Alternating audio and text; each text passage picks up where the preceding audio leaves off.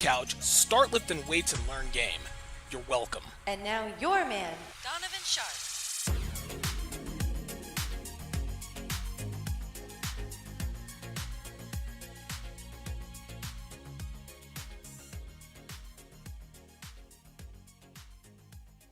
What's up, guys? It's your man Donovan Sharpe, and welcome. I know that the sound was a little bit off. But welcome to the 1132nd edition of TSR Live, your daily dose of toxic masculinity, misogyny, and small dick energy. It is Friday, February the 7th of 2025. It is good to have you in today. We are streaming live to multiple platforms. We are streaming to Rumble. We are streaming to Facebook. We are streaming to X. We are streaming to MGTOW.tv. We are streaming to three YouTube channels. We are even streaming to Twitch. So however you're watching, wherever you're watching from, thank you for making the Sharpe Reality Live a part of your daily routine. I will read your chats here in a little bit, but let me take a few minutes. Let me make a few announcements before we get started here. Be sure to follow me all over social media, guys. On Instagram, you can follow me there at Donovan Sharpe TSR. On Instagram, you can follow me there. On X, you can follow me at TSR Donovan. And on Facebook, I actually have two Facebook pages. Search for How to Relationship and Donovan Sharpe. I've got two pages. Make sure that you guys follow and subscribe to my Rumble channel. The link is rumble.com/Donovan Sharpe. This is where my best content is, guys. This is raw, unfiltered, and uncensored. I do my dating show breakdowns there. I do my movie breakdowns there as well. I do watch parties with sports, movies, anything and everything you can think of that cannot be on YouTube is always on Rumble. It's always on Rumble. So make sure you guys subscribe to my Rumble channel. Again, that is rumble.com/Donovan Sharpe. TSRacademy.com is where you can get your hands on 3 of my very best ebooks, guys, absolutely free. If you are new here, if you're new to this kind of content, male-centric, no bullshit content that actually helps you in life, you are looking for the right information, which means you're looking for a place to start. But because there is so much information out there, so many videos, so many articles, it can be a little bit overwhelming. The overwhelming feeling that you feel, that can cause a lot of confusion and frustration, which could ultimately lead to you throwing up your hands and just giving up. Well, consider these 3 ebooks your quick start guide to the Red Pill community. Starting from right to left to center, 14 questions she'll ask on the first date and how to correctly respond. 16 ways to immediately disqualify her for a long-term relationship. And of course, Dead Bedroom, the cure for a sexless relationship. Okay? All 3 of these ebooks are the perfect place to start if you're looking for a jump start to your Red Pill Renaissance, guys. Okay? These 3 ebooks are absolutely jam-packed with real-world, actionable advice, guidance that actually helps you, and the kind of life-changing information that can change the very trajectory of your life. If you want immediate access to these extremely valuable resources, all you got to do is real simple. Go to tsracademy.com, plug in your very best email, and I will give you instant access. Trust me when I tell you, guys, you need these ebooks regardless of how long you've been Red Pill aware. So again, that is tsracademy.com, and you get these 3 ebooks absolutely free, will not cost you one red cent. Guys, if you love the show, if you love this content, if you love our message, if you love the show, if you love the content, if you love our message, guys, got to join the Discord. Got to join the Discord, okay? This is the official headquarters of this family, okay? This is the heartbeat of our community. We discuss everything from the degeneracy of the black community to how modern women operate, the craziness of the dating market, to relationship management, short to long term. Guys, we post videos, stories, all kinds of posts from Instagram, X, and Facebook. We also share articles. We share Reddit threads in the Discord. This is where most of my material for the Hard R podcast is from. And as a member of my Discord, you will have the ability to contribute to the podcast. Now, another benefit to being on the Discord is that you will get notifications when I go live. I know that most of you in here probably didn't get a notification, and we all know why that is. Right? We all know why that is. Well, joining Discord solves that issue immediately, okay? Immediately. Plus, when you join our Discord, I will give you access to all 5 volumes of the books of Womanese, okay? When you join our Discord, all you got to do is send me a private message with your email address, and I will give you instant access to all 625 translations of Womanese. Guys, this is my way of saying thank you for supporting and contributing to the show. Again, the link is in the description. Shout out to Dr. B84, who has just put the Discord link in the chat. I have now pinned it. On the chat. So make sure you guys join the Discord. This is really, I mean, the Discord is awesome. It's where the magic happens. If you guys want to watch my daily dating show breakdowns, you can do so on Rumble. Okay. And I'm gonna go through, I'm doing sort of a schedule change, and I'll talk about this later. You can do so on Rumble. You can watch all the breakdowns on Patreon if you just so happen to miss it. If you just so happen to miss it, should not be a problem. It is less than 17 cents a day. Less than 17 cents a day. If you want to support your boy without letting YouTube get their greedy little hands on their 30% of your hard-earned money, shoot me a cash app to $ Donovan Sharpe. Again, that is $ Donovan Sharpe. Guys, this is a great way to support the show and have a more immediate impact. Plus, every cash app over $5 gets a Don DeMarco regardless of amount.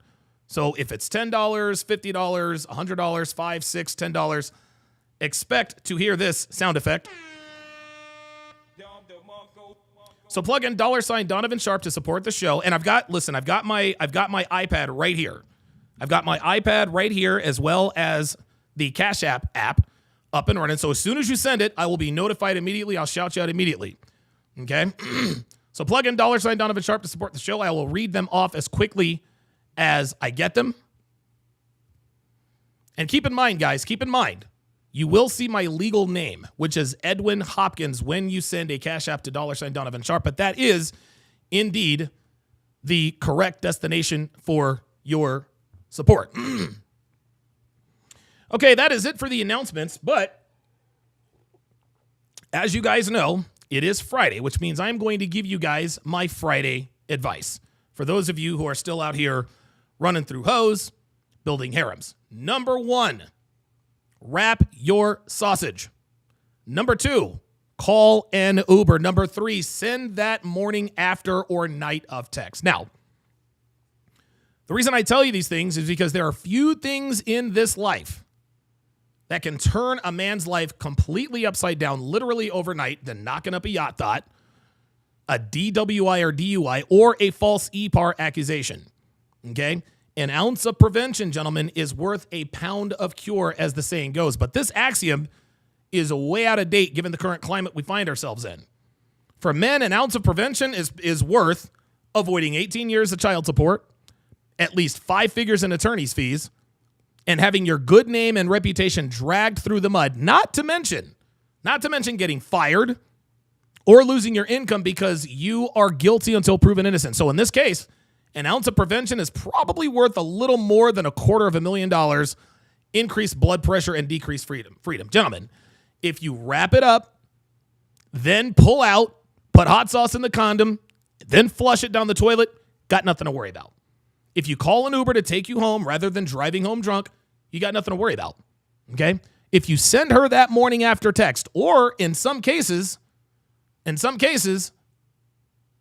smash after text for good measure, you will drastically decrease your odds of becoming another victim of a false EPAR allegation. You decrease your odds substantially more by installing cameras at your place and recording everything. So to all my players, my womanizers, my thought chasers, my harem builders, be smart out there tonight, guys. Wrap up, call an Uber, and send her and tell her via text message either that night or the next morning that you had a great time. As a matter of fact, you should probably do it that night. If you kick her out of your place, that night, okay, text her immediately. Hey, had a good time. Can't wait to hang out again. That way, if she does end up on some bullshit, trying to accuse you of something you did, something you clearly did not do, you show the cops that night of or morning after text. That will go a long way in almost immediately exonerating you. Good stuff. Love giving out that Friday advice. I really, really do. Tyler B says, "Damn good call. I'll remember that shit." Absolutely. This is why I tell you guys this. Listen, guys. I've got a great show in store for you guys today. I'm going to start getting back to the basics here because it's clear that it's needed. So my new schedule, I'm going to start doing 2 live streams a day. I'm going to do TSR. I'm going to do TSR live in the afternoons, and then I'm going to do the Hard R podcast at night. So today we're going to do TSR live. I guess I started at 12:30. I wanted to start at 12, but as usual, I was a little bit late. I'm on nigga time, right? So I'm going to be giving you guys actually 3 live streams a day. I'm going to do TSR live, then I'm going to do the dating show breakdown.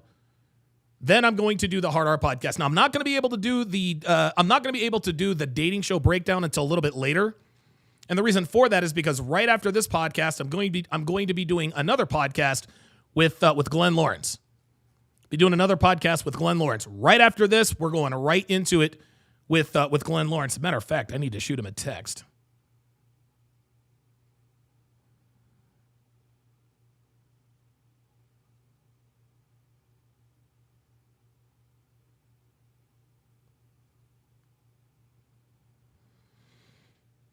Okay, give me a second.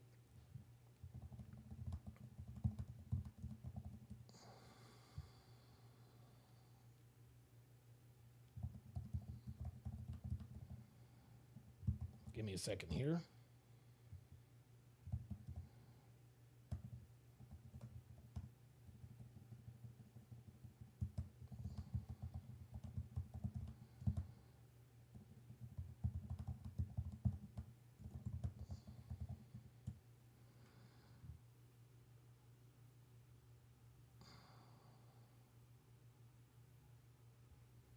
Wait a minute. Hold on.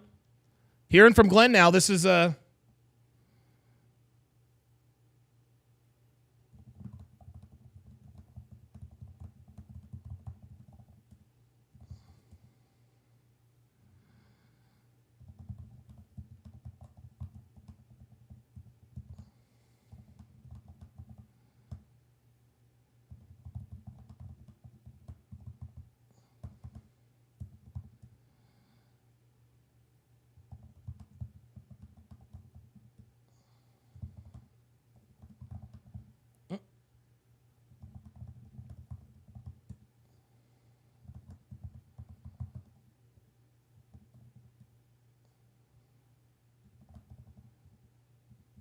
right. There we go.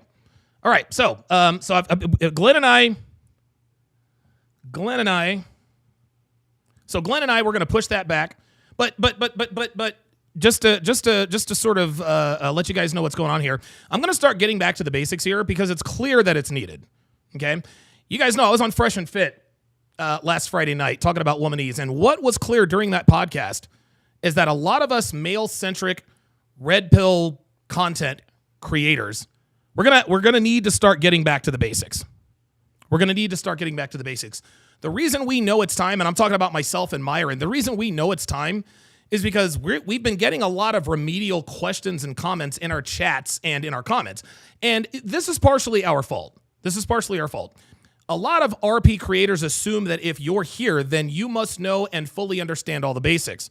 But over the past few months, it's clear that a lot of you do not. Not a bad thing at all. In fact, I think we as creators shoulder a lot of blame for taking for granted that all of you have the basics down pat, right? This is why I've offered those 3 free ebooks, right? And again, let me put it back on the screen. These 3 ebooks, okay, they contain a wealth of knowledge about the basics of what we teach here. Those resources will automatically put you miles ahead of the average blue-pilled layman. Like straight up, okay? But it's not enough, gentlemen. It's not enough to just read the ebooks. You need context. You need more scenarios. You need more examples. This is why Myron's dedicating Fridays now to red pill basics, okay? And in the same vein, I'm going to start doing the same. Yes, we will still react to police videos from time to time, and I will do that on the Hard R podcast. But I think it's time to hit the reset button and get back to the basics in terms of what we teach.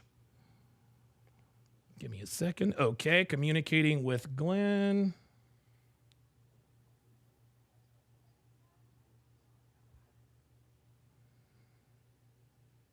All right.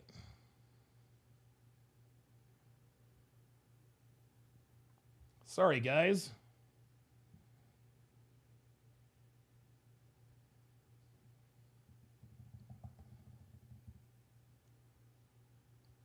Okay, perfect. All right. That said, gentlemen, I have a fantastic show in store for you today.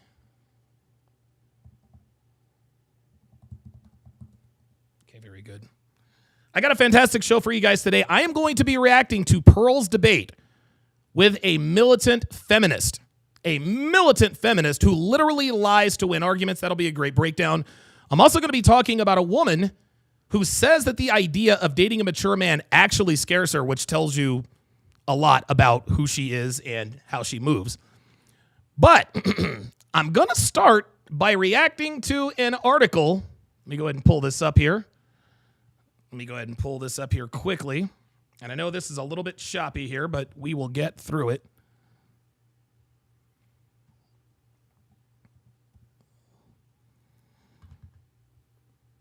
There we go. Perfect. Sam Stark says, stoked for you this Sunday. Absolutely. Gully Blanchard says, there are new Blue Pill guys hearing about you and F&F every day. Absolutely. Carl Bennington says, I want to see you break down Love is Blind. Absolutely. The new Love is Blind season is going to drop on Valentine's Day. Love is Blind Season 8 is going to drop on Valentine's Day. At any rate, we are going to break down another one of these articles. We are going to take it back to the old school. We're going to take it back to the old school. An ironclad truth that most men here are well aware of is that the hate is real among men, okay? You guys know that I have my share of haters. But the reason these guys throw shade is simply because they know that they're unwilling to put in the work required to change their lives. Well, fortunately for men, it's never too late to start living the life you want, right? I found this community, good Lord. I found this community back when I was 32. So I found this community 15 years ago, guys. I found it at 32 years old, which is a lot later than most guys, but I was still able to reinvent myself into the man you guys see here at damn near 48 years old. I turned 48 in August. Even if I had found this community at 37 rather than 32, I would still be dominating life. But for women, this is very, very different. You see, guys, there are also women out here who hate on women who live better lives than they do, okay? They hate on women who are in solid relationships with men that they love and respect. They hate on women who are still in great shape, even though they have a bunch of kids. The list grows by the day. But here's the difference. At around 29, 30 years old, it's too late for women to recover. It's too late for them to recover. They have no idea that, and they never figure it out until it's too late, okay? By the time a woman hits 30, it is a lot harder to stay in shape.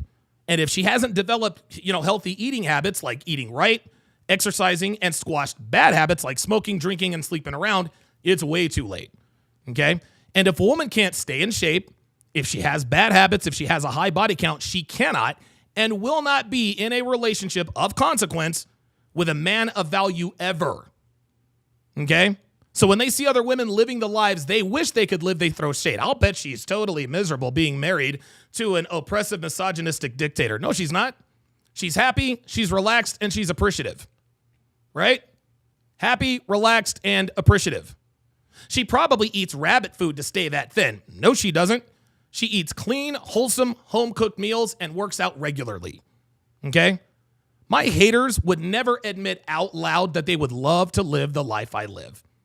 They'll all say out loud, Donovan's girl isn't attractive, right? And guys who lift weights are just gym bros, and I don't want to be like that. But deep down, they know they'd trade places with me tomorrow if they could. Gentlemen, it's the same with women. Okay, they can talk all they want about how they never be, they'd never be in a happy relationship with a man who keeps her in line, handles his business, and treats her the way she deserves to be treated. But deep down, they know they would. Deep down, they know they would. And if you don't believe me, if you don't believe me, ask Joy Isabel, who not only called into my show, but she apologized and bent the knee after she realized that she would love to be in a relationship with a man like me. If you still don't believe me, ask Lisa Faye, Lisa Faye made the egregious mistake of slandering me, and she found out the hard way that irresponsible actions have swift, severe, and legal ramifications. She found that out she absolutely found that out the hard way. You better fucking believe she found that out the hard way. Pardon me. And honestly, since that, she hasn't been seen or heard on any platform since LinkedIn. And her dating app, Smart Date, right? That may or may not have been abandoned and defunded because of her reckless behavior. Feminists, gentlemen, the world over hate seeing women who are in good relationships. Not because they hate good relationships, but because they know they can't have one. Which brings us to today's first topic. Perpetually single feminist Janelle Testa, obviously at it again, guys. She wrote an article entitled, quote, "I'm painfully single and seeing happy couples everywhere is killing me." Now, this isn't surprising, given that she pretends to hate anything that highlights her own failures as a female. So let's break this bad boy down and see what kind of nonsense Janelle is talking about now. Let me blow this up for you guys. She starts, quote, "Is it me or are there couples everywhere you turn? Everywhere you turn, every time you walk out of the house, I feel like I can't escape them. They're everywhere. Seeing people who are seemingly happy together brings up a whole lot of feelings within me. I'm super emotional and seeing them drives me crazy." So Miss Testa wants to know if she's the only woman who feels this way, insinuating that she is somehow unique or special in this regard. But guess what, Janelle? You're not special. In fact, every woman over the age of 30 who are covered in tattoos, have magenta hair and bull rings in their noses, who have spent, their 20s hooking up with anything with a pulse, feels exactly the same way. Then they wonder why dudes only take him for a ride when they're the last girl at the bar if he's got his beer goggles on. Okay? Listen, guys, sluts and hoes used to be a rarity. Okay? They used to be a rarity. It was very, very hard to find sluts and hoes back in the 50s and 60s.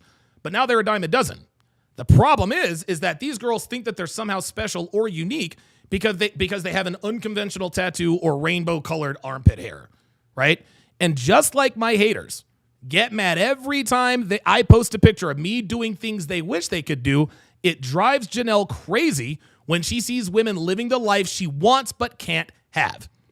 Let's move to number one here. They remind me of how single I am. She continues, "When I see two lovebirds all nuzzled up on each other in public, it's just a giant reminder for me that I don't have a person. I feel like there's a blinking sign over my head that reads, quote, alone. Even if others don't see it, it's loud and bright enough to ruin how I'm feeling. I then ruminate on the fact that I've been single for a long time." Gentlemen, what most men don't understand is that women characterize and emote being single the same way they characterize and emote their ages, right? We saw this on Fresh and Fit the other day. Anytime a woman is over the age of 30, she never wants to tell you, right? A 22-year-old will gleefully tell you she's 22, and she will do so with $1 million smile and a twinkle in her eye. She acts exactly the same way when she tells you she's single. However, a 29-year-old will tell you that she's 29, but not with quite as much zest or enthusiasm. Now, don't get me wrong here. You know, she still has a little bit of pride because she is, after all, still in her 20s. And when she tells you that she's single, her tone is still hopeful and somewhat optimistic. But when a 35-year-old woman tells you her age, she may as well have told you her cat died, because at that point, she knows it's over. She'll act the same way when she tells you she's single. Miss Testa's obsessing over the fact that she's single because it's not so much fun anymore. You see, ladies, all 2.5 of you watching right now, being single is great when you're 23 because you have the luxury of time and options. But both of those commodities dissipate in a hurry, and before you realize that, you've had 3 abortions, 2 engagement, and a drinking problem, and you wake up on your 38th birthday and realize that being single in your late 30s is not a good life. That blinking sign used to say strong and independent, and now it reads alone. Let's continue. Number 2, I'm self-pitying being on my own. She continues. If it isn't clear already, I don't like being by myself. Rather than letting it be what it is, not a big deal and totally natural, I turn it into a way to beat myself up. I become a self-pity machine thinking that there has to be something hugely wrong with me. I expend all this energy getting down on myself rather than spending it building myself up. Guys, like most women, Janelle is lying to herself. And everyone else when she says that being single is not a big deal and totally natural. Guys, this is why women suffer in silence, okay? They cannot admit to the world that they need a man, okay? The reason she's beating herself up is because her female hard drive is telling her that it is a big deal that she's alone and that it is not totally natural. Men, on the other hand, we have a very different hard drive. We want women, sure, but we do not need them. But women who think they can be like men in this regard always end up miserable. Then she says she keeps thinking something is hugely wrong with her, as if to imply that she's perfectly fine, but that her conscience is giving her some sort of false alarm. No, Miss Testa, that is not a false alarm. Okay, there are many things hugely wrong with you, and this is why your mind is signaling the alarm that tells you to panic, which you are absolutely doing right now. Let's go to number 4. I start to think about my flaws. She continues, when I see a happy couple, I reflect on my own life and wonder why I don't have someone.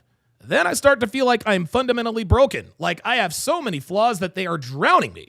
I begin to think about how I'm probably too intense for most people and how, quote, I'm too much in general. All I focus on are my flaws. Gentlemen, this is the equivalent of a woman with a bad attitude telling herself that she's single because men are intimidated by her strong personality, which in actuality, it's just that men can't stand her bitchy attitude, okay? The reason this woman doesn't have someone is because she is overweight, she is covered in tattoos, and she's insufferable, okay? Further, the flaws that she has that are drowning her, guys, those are the side effects that come with sleeping around. Entitlement, neuroticism, lack of self-awareness, lack of discipline, impulsiveness, bad decision-making, alcoholism, antidepressants, the list goes on, guys. Men of value do not commit to women who have an inflated sense of dating market value and are mentally unstable, who drink too much and make bad decisions on the fly. And when you look like Miss Testa, you tell men exactly who and what you are. Women like this are not intense, okay? They are damaged beyond repair, which is too much risk for any man with common sense to invest in. And listen, guys, listen. We can talk all we want. We can talk all the trash we want about girls with a bunch of tattoos and piercings. But at least they make it easy for us to recognize that we shouldn't consider them for anything more than a one-night stand or a temporary friends with benefits arrangement. Let's go to number 5. I feel lonely when I see them. She continues, a huge wave of loneliness falls over me when I see happy couples, especially when I'm in public on a sunny day. I look around and it seems that there are happy couples on every corner. My feeling of being totally alone just increases tenfold even if I'm not with friends or family. It's almost worse when I'm with other people because then I feel alone in a crowded room. Guys, there's really not much to say here because she's not being disingenuous or dishonest. Chicks like this are lonely even when they're with friends and family because they don't have a man. That's really all there is to it. It's really all there is to it. Number 6, she says, Twisters was actually a very good movie. My jealousy starts to boil. She continues, I get mad at people who are happy and feel like I could just scream. I start to judge them and get mean in my head. Jealousy is a dangerous game because it can bring me down all kinds of mental rabbit holes. Then I'm internally rolling my eyes and saying, ugh. Gentlemen, this is what happens when a woman finally begins to understand that she will never have what other women have. Okay? Janelle wants to be happy, but she knows she'll never be. Okay? She knows she'll never be. And because she knows it's too late for her, she hates the women who understood the concept of locking down a high-value male while their value is at its peak. And she's right. Jealousy does bring her down all kinds of mental rabbit holes. She starts saying things in her head like, I'll bet she's miserable. I'll bet she's unhappy. I'm glad I'm not her, which leads me, of course, to number 7. I always think the couples are all super happy. You guys want to hear some hamster? Here we go. The thing is, she says, I have no idea what's going on in these couples' lives. They could have unhappy and toxic relationships for all I know. I assume that everyone is happy except me, but who knows who's actually happy and who's not? Instead, I should probably assume that they're human, like me, and have their ups and downs. You guys see that? The title of this article is I'm Painfully Single and Seeing Couples Everywhere is Killing Me. Well, why would it be killing her if she really did think that these relationships were unhappy and toxic? I'll tell you why. Because she knows that these women are happy. Guys, women know when other women are truly happy in relationships, okay? Just because a girl puts on a happy face around her friends and family doesn't mean everyone buys her act. They know when a woman is miserable in a relationship. Janelle sees all kinds of couples when she's out and about, okay? And she can tell you the relationships that are good and which ones are bad. It's the good ones that make her feel worthless. She doesn't even notice the bad ones, and this is why she's telling us that seeing happy couples everywhere is killing her. So in order to cope with the fact that she will never be in a happy relationship, she tells herself, well, maybe all of these people are in unhappy and toxic relationships. Maybe they just had a fight. Maybe they're super mad at each other. She does all of this to make herself feel better about being single. But guess what? Depression isn't caused by speculation.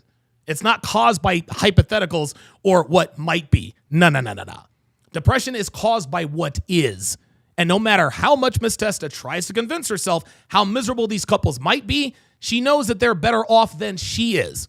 Yes, couples certainly have their ups and downs, but that's not what Janelle's situation is. No, she's lonely because she doesn't have a man to have ups and downs with in the first place. Let's move to number 8. My feelings are valid, but not super rational. It's okay that I'm feeling all of these feelings.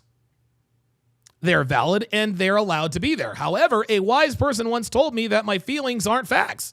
Just because I feel terribly alone does not mean that I am. I can validate how I'm feeling and also acknowledge that these thoughts aren't saving me. They don't align with my identity. Oh, sweet mother of God. And you know what? You want to know something, guys? I can't blame this girl for being this delusional, okay? I can't blame her for denying what is clearly staring her in the face. I mean, she's got to wake up every morning, right? Like, I get it. I understand, but none of that negates the truth. So let's just take it from the top here. First off, it is okay to have feelings of hopelessness, depression, anxiety, and worthlessness. They are valid and they are allowed to be there because Miss Testa is all of these things. But the wise person who told her that feelings aren't facts was right. Facts don't care about your feelings. But right after she acknowledges the validity of what this wise person told her, she literally contradicts it by telling us that, well, just because she feels alone doesn't mean that she is. Like, what is that?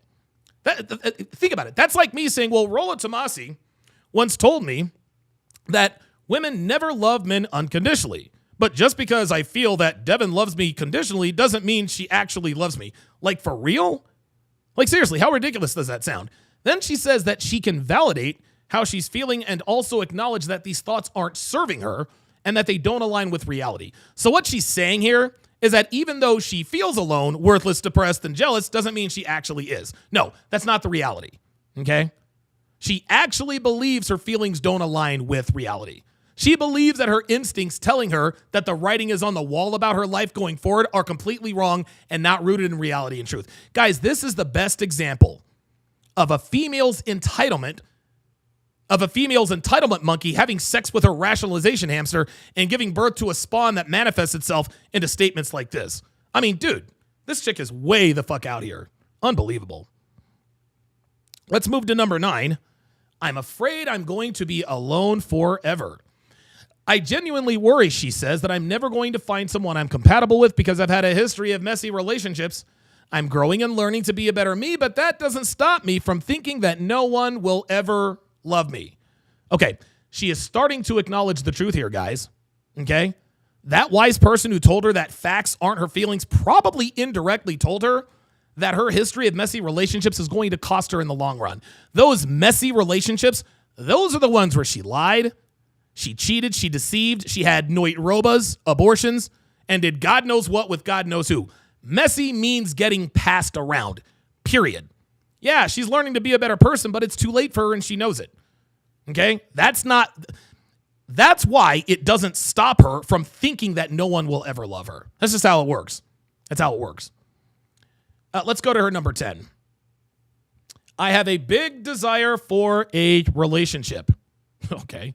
All of this fear, sadness, and anger is coming from a soft place inside me that just wants to have a partner to love and be loved by. I've had this desire for as long as I can remember. I probably blame it on the fairy tales we're fed as kids. I've always had a yearning in my heart for another person. She is getting ever closer to acceptance, guys. She's getting close. So she's now admitting that she wants a relationship with a man that she loves and respects. And she's also admitting that she's been sold a bad bill of goods by Western culture in the form of fairy tales. Disney movies, romantic comedy, right? And every other kind of media that tells women that they can eat at the man buffet until they're 36, then bump into Bradley Cooper at the farmer's market and live happily ever after. Even after he finds out about the tattoo of her ex on her ass, her 1-week fling in Spain with Emilio, Cristiano, Rodrigo, Carlos, Miguel, Javier, and Francisco, long story. Her long list of exes include maybe a couple of porn stars and her hilarious hijinks in Cabo that may or may not have included a drug-fueled orgy with men. Okay? It wasn't just the fairy tales, guys. It was her bad decisions. Yes, feminism influences women. But guys, I'm here to tell you, we are all born with an inherent understanding of the difference between right and wrong. Okay? This is why women divide their body counts by 32 if you were ever dumb enough to ask her. Insane. Number 11, I believe I have to make peace with being alone before I can be with someone else. Look, she says, I know all of this is a bit problematic and I have some work to do. My main goal right now is to make peace with being alone. I genuinely don't think I can ever be happy with someone else unless I found happiness within myself. So as much as couples drive me crazy, they're teaching me lessons and moving me along my path. You ain't fooling anyone, baby girl. Okay? You have to make peace with being alone because you know you will end up alone. Okay? You know that you have no more chances. You know that you have no more time. You know that the men you want no longer want you. So you're going to tell us that in order to be happy with someone else, you have to be happy being alone. And that ain't going to happen because women are never happy when they are alone. This is why women are miserable, guys. A girl could be sleeping with a different guy every night. That girl is still lonely and miserable. Women need men. They don't want to admit it, but they know it's true. And this is why seeing couples everywhere drives Miss Testa crazy. The only lessons they're teaching her is that she will never have what they have. Incredible. Incredible. All right, let me read these super chats. Looks like we've got some new channel members here. Shout out to Mike Hawk, who has gifted 10 Donovan Sharpe memberships. At Mr. Pitt, at Brandon Bryce, at JT, at Caleb Pratt, at Mr. Reggie, at LGS Inc., at Site TV, at Gaptooth Gains, At Chudy Iregbulam. At Kevin to welcome them all to the TSR family. If you would, guys, the guys who were just gifted Donovan Sharpe memberships, guys, let's go ahead and put your age and location in the chat. Let's put your age and location in the chat. As is customary of all first-time channel members, let's go ahead and do a chat-wide age and location in the chat. The reason why we do this is because this is how we form communities of like-minded men. A lot of you guys ask me the same questions. Donovan, it's hard to find men who think like we do. It's hard to find red pillow wearer men. Well, everyone in here watching, clearly red pillow wearer, you guys want to live the red pill life. So if you're watching with these people, you guys are all like-minded men. Well, people that you're watching with in the chat, they could live in your city, they could live in your neighborhood, they could live on your block, they could live on your street, they could live in your building. So by putting your age and location in the chat, maybe we can form communities of like-minded men. Who the hell is this? Oh, that's, what's his name? Okay.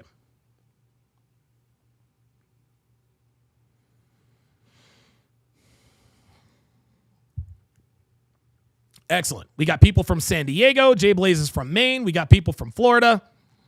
Mike Hawk is in the house. Siege D with the $2 super chat says, yo, DS, you and Glenn tonight's going to be awesome. Absolutely. Absolutely. Yeah, I'm going to be going on with him right after this podcast. I'm going to be going on with Glenn. I'm going to be going on with Glenn Lawrence, and should be interesting. Should be very interesting. Let me move this over because I'm keep knocking these out. There we go. Ken Rose with the $2 Rumble Rant.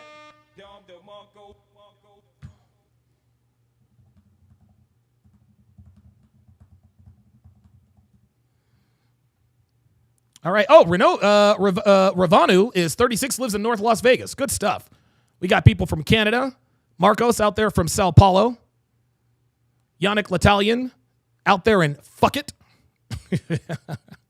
The Brown Bunnies from Texas. Good stuff. Good stuff.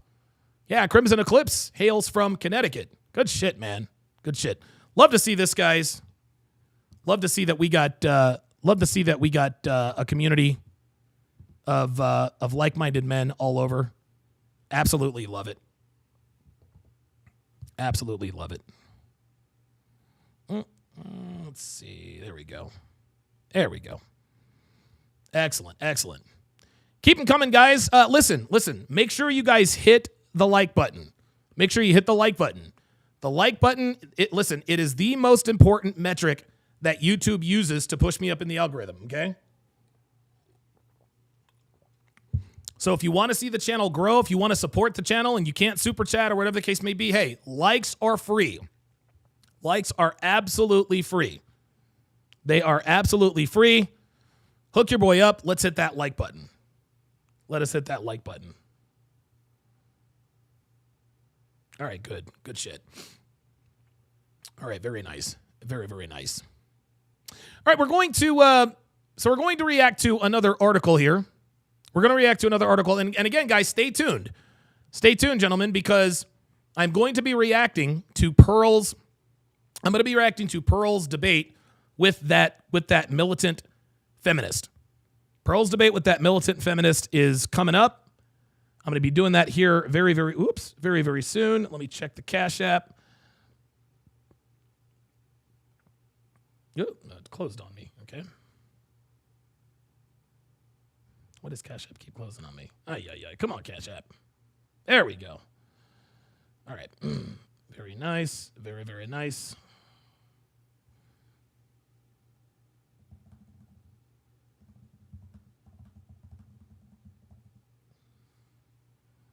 Okay, good.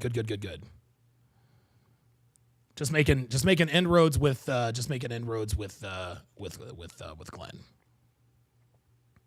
Now, this particular, so I'm going to break down this article. It's entitled, "I Say I Want a Good Man, but the Idea of Dating Mature Guys Scares Me." Guys, this article grabbed my attention because the title alone verifies exactly what I've been saying about hoes who run up on guys who treat them well. And that is, the better you treat a hoe, the worse she'll treat you. Now, a lot of you guys ask, well, why is this, Donovan? This totally confuses me. Why don't women reciprocate good treatment? Why do they adore men who treat them poorly, but then ruin the lives of men who treat them well? Well, the answer is simple.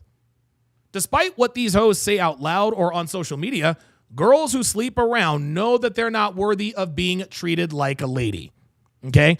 These women are keenly aware that outside of the pleasure that they provide men between the sheets, they are completely useless to high-caliber men. For this reason, they tend to gravitate towards the men who treat them like garbage, cheat on them, disrespect them. They know they deserve this behavior, which is exactly why they can't get enough of these guys. Guys are always asking me, well, why do girls chase douchebags and assholes all the time? Why are girls so loyal to guys who treat them poorly? Right? Why? And listen, let me explain. I really need you guys to listen to this, okay? When a man treats a woman with kindness, respect, and courtesy, she gets upset. Okay, now why did she get upset? She gets upset because she subconsciously thinks, how does this guy know that I am not worthy of this treatment? I've got purple hair.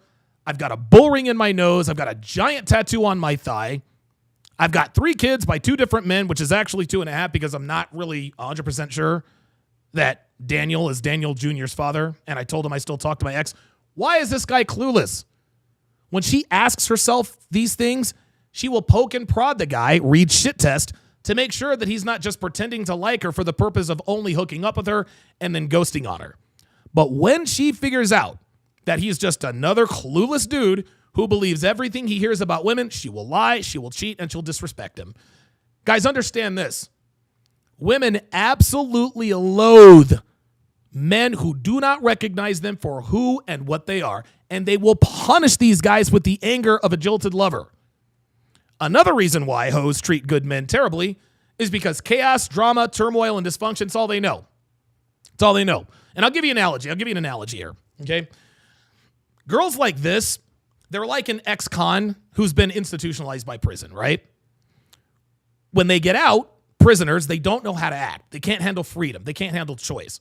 All they know is 3 squares and a 6x9, being told when to take a piss, when to go to sleep, all that good stuff. So what these guys do is they reoffend in order to go back to the environment that they're the most comfortable in. We call that recidivism. Girls are exactly the same way, guys. All they know is getting treated like garbage, being verbally and sometimes even physically eviscera, spelled backwards, getting cheated on, and constant turbulence. So what do these girls do? They reoffend, if you will, to get thrown right back to the men who use and abuse them, because despite the physical and mental wear and tear, it's what they're the most comfortable with. Well, this is exactly where Amy Horton finds herself today. She has just been given parole, and because she's not sure of what awaits on the outside, she's a little anxious, okay? She has no idea how she'll respond to good treatment from good men, and she's scared, guys. She said so herself in the title. She couldn't handle freedom in her 20s, which is why she was sent to prison in the first place. So let's go ahead and break this bad boy down here, guys. Let's go ahead and break this bad boy down here. She starts, I talk a good game about how all I want out of my romantic life is a grown man with focused ambition and emotional maturity. When it comes down to it, she says, though, I'm terrified to actually date someone like it because it brings up all my insecurities and fears. Here is why I have a hard time practicing what I preach. Let's go to number 1. I'm not used to mature guys. She continues, I've dated very few men in my life and a whole bunch of boys. It's also been a long time since I've dated anyone for any length of time, so I'm out of practice. If a man who has his act together actually indicates that he wants me, I'll probably run away terrified. Do you see this, guys? Amy Horton is literally telling us that she is going to run away terrified when a man who has his act together indicates that he wants her. There's your answer, guys. This is the answer for guys who ask, why did she all of a sudden just ghost me? I'm in great shape. I'm driven. I have goals. I know how to handle women, and I don't tolerate her shenanigans. I listened to Donovan's 7-hour course, How to Build a Quality Woman from the Ground Up, which I got at tsracademy.com, and I've done everything that course instructed me to do. And because I followed that advice, I now have a rotation of women, all who want to be with me. So if I'm this so-called high-value guy, you would ask yourself, then why did the girl I started to like the most just up and leave? Amy just answered that question for you. Okay? She also gives herself away as a bona fide hoe by telling us it's been a long time since she's dated anyone for any length of time and that she's out of practice. Gentlemen, all my womanese students, this means she's been sleeping around for so long, she does not know how to conduct herself in a committed monogamous relationship.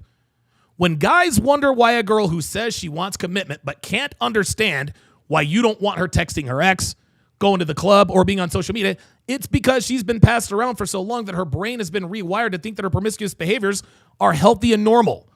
So here's lesson number 1, gentlemen.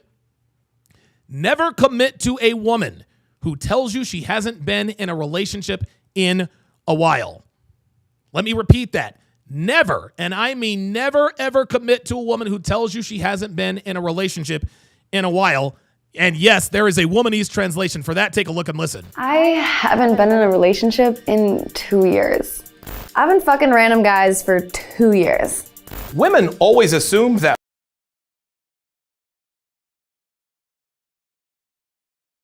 we assume relationship haunts Christ and mate. In other words, they want us to think they've been completely celibate this whole time. This is never the case. Why? Because women are never not fucking. There's always a dick in their lives or their ass, one way or another, whether they're in a relationship or not.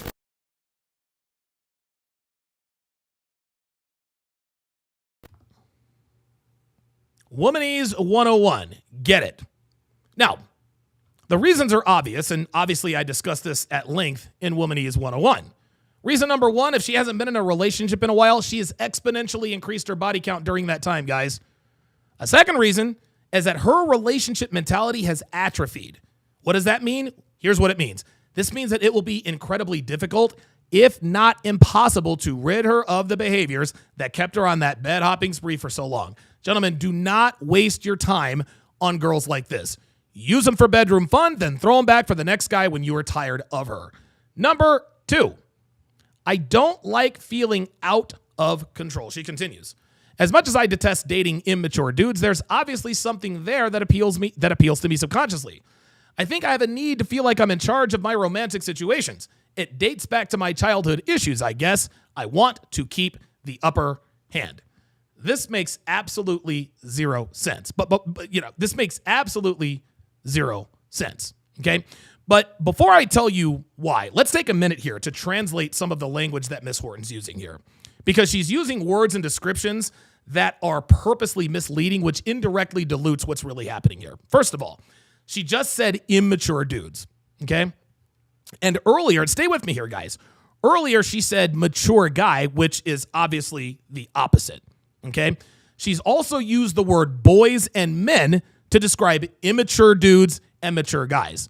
She wants us to believe that she means she's been dating younger guys who are immature and don't know any better, as opposed to older men who have themselves together. But the difference between the two isn't age or maturity level like she wants us to believe. The difference is bad boys versus high caliber men. That's it. That's it, guys. That's really what it means. Bad boys versus men of value. Okay? Amy jumped into bed with bad boys in her 20s and shunned men who were good to her. Right? Now, she did give a few men the old college try, as she told us earlier, when she says she's dated very few men. But because she was following the Sheryl Sandberg's advice on how to date, she put these guys on ice so she can continue having fun with the boys. So when Ms. Horton says boys or immature guys or dudes, she's talking about the bad boys, the guys with the tattoos, the guys who treated her like garbage, the guys who passed her around. When she says mature men or just men, she's talking about the guys who she now realizes had their act together when she passed up on them in her party years. So getting back to number 2 here, she says that even though she detests dating the bad boys, which is sleeping with bad boys, because remember, she said she hadn't dated anyone for any length of time. Well, she admits that something draws her to these guys, but she says that it's being in control is what keeps her coming back. So she's either ignorant or she's lying. Gentlemen, girls hate being in control. Okay? They think they want to because feminism tells them to be control freaks. And they want all the accolades that come with being in charge of being a leader. But women are not equipped for leadership, nor can they handle being in control. Amy was never in control with the bad boys, and neither is any other woman, which is one of the main reasons why girls can't get enough of these guys. No, they certainly don't like not being in control, but they are turned on by men who are in control.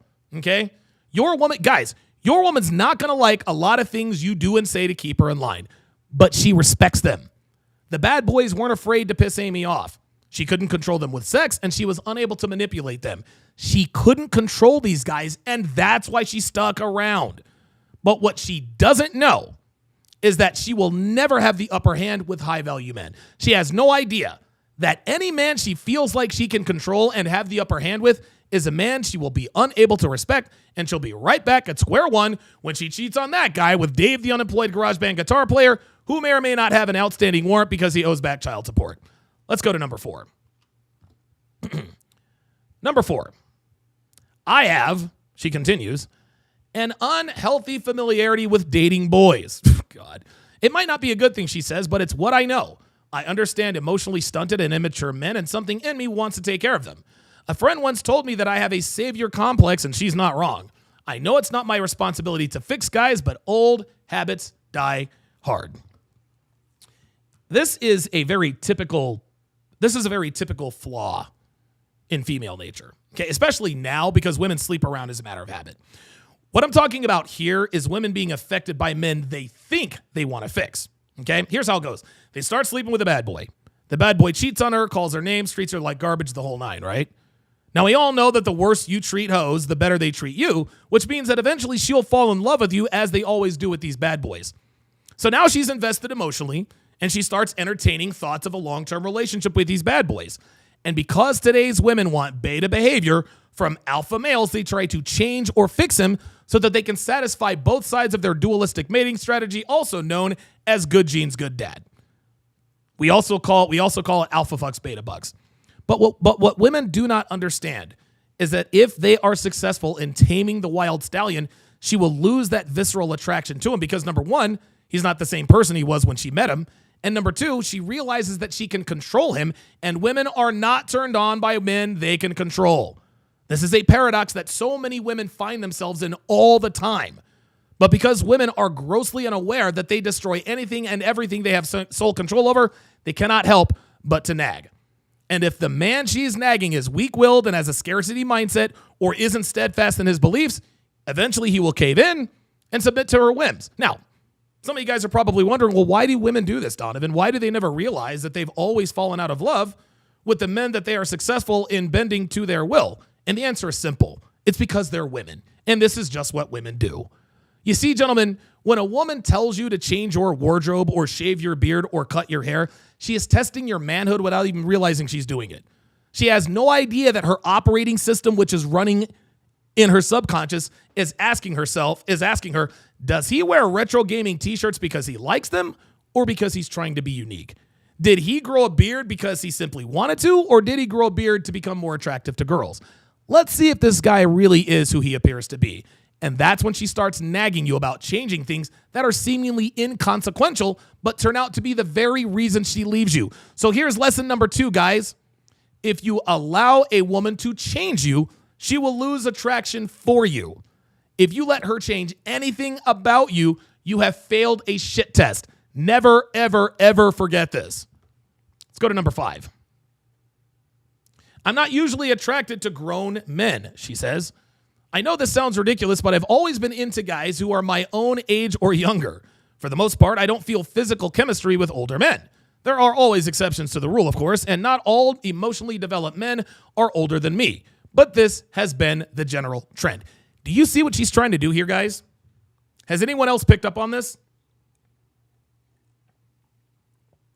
Has anyone else? Okay. It's almost as though she's writing each section after she listens to my assessment of the previous sections. And let me explain why this is. Earlier, we established that mature men and men, what she really means are stable men who have their act together, men who are high caliber, have potential to become high caliber. Basically the opposite of the bad boys she was fooling around with. But now she slightly changed the vernacular to make us think she's talking about the same kind of men in an attempt to throw us off about who she's really talking about. Before, she used mature guys as a pseudonym for nice guy. But now she's calling them grown men to mislead us into thinking that mature guys and grown men are the same thing. She is trying to fool us into thinking that she is talking about the same kind of men. She's not. All she did here was tell us that she has more physical chemistry with men around her own age. That's it. This has nothing to do with what she's talking about in this article. Amy Horton is attempting to tell us that one of the reasons she used to pass up on the good guys is because she didn't feel any physical chemistry with them.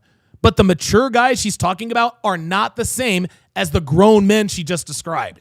She is trying to avoid being called out for passing up nice guys to bang the bad boys by conflating mature guys with grown men. The reason she's doing this is so that she can say, well, I didn't pass up nice guys for the bad boys. There were just some men I didn't have physical chemistry with, and that's why things didn't work out. I was totally looking for a long-term relationship when I was 23, but if I'm not physically attracted to them, that's not my fault. Nah, fam. These grown men she's talking about here in number 5 are neither the mature men or the immature men she's talking about. No.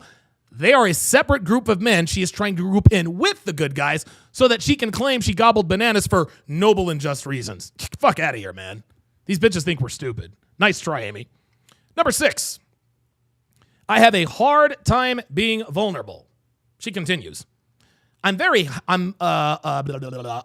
honest, yes, but I'm emotionally closed off. There is a definite distinction between the two. There are certain places that I simply don't or can't go with most people. When I'm confronted with a man who is open with his feelings, it freaked me out. I love how women can't help but to tell on themselves even when they're not trying to. And I always tell my guys, be patient. Okay, she's not going to tell you the truth now, but if you pay attention, just wait. Eventually, she will tell you the whole truth. Amy just told us that there are certain places she simply doesn't go with most people, as if to infer that she chooses not to open up emotionally with the men she's romantically involved with. But right after she said, I simply don't, she puts in parenthesis, or can't. And that's where she reveals the truth about her emotional state when it comes to men. You see, gentlemen, the very first article I broke down from Ms. Horton was an article entitled, quote, I'm scared that I no longer have the ability to be emotionally available. And in that article, she waxed poetic about the fact that because she's hooked up with so many dudes, she's afraid that she's unable to bond with or emotionally open up to men she's in romantic relationships with. But Donovan, she said she was scared. She didn't actually say she could no longer emotionally bond to men. Yes, she did. And that was 2 years before she wrote this article. And because we know that Ms. Horton was most certainly not closing her legs for 2 years, we also know that she was increasing her body count during this time, which is exactly why she gave us a glimpse of the truth in parenthesis. She doesn't open up emotionally because she can't, and that's all there is to it. One of the reasons it freaks her out when a man is open with his feelings is because she knows that she is unable to reciprocate those feelings due to the fact that she's been passed around more than a football in a run and shoot offense. I swear to God, these bitches think we're stupid. They really do. Number 7, I crave an emotionally mature connection, but can't handle it in reality. I'd like to think that if I met the right guy, she says, that this won't feel so difficult. Hopefully he'll make me feel at ease and we'll get along so well that I can open up. That being said, the initial shock of trying to make that connection with someone is scary as hell. Again, not much to say here. This is kind of a regurgitation of number 6, which is being afraid that she can't open up emotionally because she knows she can't. Nothing really to say there. Number 8, I feel weird around traditionally successful guys. Oh my God. It's not necessary that a man be financially or materially successful. Oh boy. That's not the same thing as being a mature adult. On the other hand, most of the men I've met who are emotionally developed also have the rest of their act together, and it makes me feel like maybe I don't. First of all, for her to say that it's not necessary that a man be financially successful, that's disingenuous. Of course it matters. It matters to every woman, and that's okay. Wanting financial stability in a man it's not a crime any more than a man wanting physical attractiveness in a woman. But there are 2 main reasons she is posturing like this. Number 1, she doesn't want to come off as a gold digger. Number 2, she knows that her value isn't high enough to require anything of a man much less financial or material success. She doesn't want to look like a fat guy who says, if she's not a 9 or a 10, I ain't interested. So she's taking the politically correct route by saying that a man's financial status is immaterial. Secondly, she tries to tell us that just because a man is financially successful doesn't mean he's a mature adult. And she's mostly wrong here. Any man who exercises financial shrewdness and discipline has to be a mature adult, okay? This is exactly why she says most of the men who are emotionally developed also have the rest of their act together. The only exceptions to the rule are, young pro athletes, or men who are young and healthy. Men who are born on third base and, think they have a triple. Think they hit a triple. Number 9, I worry about feeling like I owe them. A truly evolved man, she continues, would never make me feel this way. The problem is I get paranoid because I hate being at a disadvantage. I take care of myself and pay my own bills, but also can't exactly go crazy throwing money around. I try not to care, but I always feel like I'm lacking. Okay, so let's break out our womanese translator, shall we? What she's saying is that if a man can take care of her financially, or at the very least elevate her lifestyle because of the money and resources he brings to the table in the relationship, then he shouldn't expect her to have sex with him when he wants it, if he's truly evolved. What it means is that she doesn't want to feel obligated to uphold her end of the bargain in a relationship, which means giving her man her body when he wants it. Which proves that, once again, women always want the benefits without any of the costs. All relationships are transactional, guys. All of them. The biggest part of the male end of the bargain is financial security. And the biggest part of the female end of the bargain is regular sex and exclusivity to her body. This is the unspoken agreement between men and women who commit to each other. A woman provides a man with her sexuality in exchange for access to his resources and vice versa. But according to Ms. Horton, an evolved man shouldn't expect anything in return for sharing his resources with a woman he's committed to, who is also committed to him. He should just do it out of the kindness of his heart. So let me ask this question. What if a man named Adam Horton wrote an article that said, a truly evolved woman would never make me feel like I owe it to her to share my resources with her because she gives me regular sex and keeps her legs closed with other men? The problem is that I get paranoid because I hate being at a disadvantage. I can have sex with random girls from time to time, but I can't exactly go out and get a new woman every night. Adam Horton would be public enemy number 1 overnight. He would have his name dragged through the mud. He'd be called a misogynist. He'd be called a woman hater. He would have women demanding that he share his resources and money with any woman who's committed to him and provides him with regular action in the bedroom. Now, to be fair, Ms. Horton is right. Okay? She's right. Women aren't obliged to do anything they don't want to do. Okay? If they don't want to give up the booty on the regular, they don't have to. If they don't feel like they should have to give their man, their bodies whenever they want it, nobody's holding a gun to their head. But on the other side of that coin, men aren't obliged to do anything either. We don't have to share our resources. We do not have to share our financial success. We do not have to provide for women if we don't want to. But here's the crux of the situation. Women in relationships still feel entitled to a man's resources even if they stop having sex with him. Women all over the West have either stopped or throttled the sexual frequency they give to their husbands. But because they have children, he can't exactly withdraw his resources, right? So he's essentially checkmated.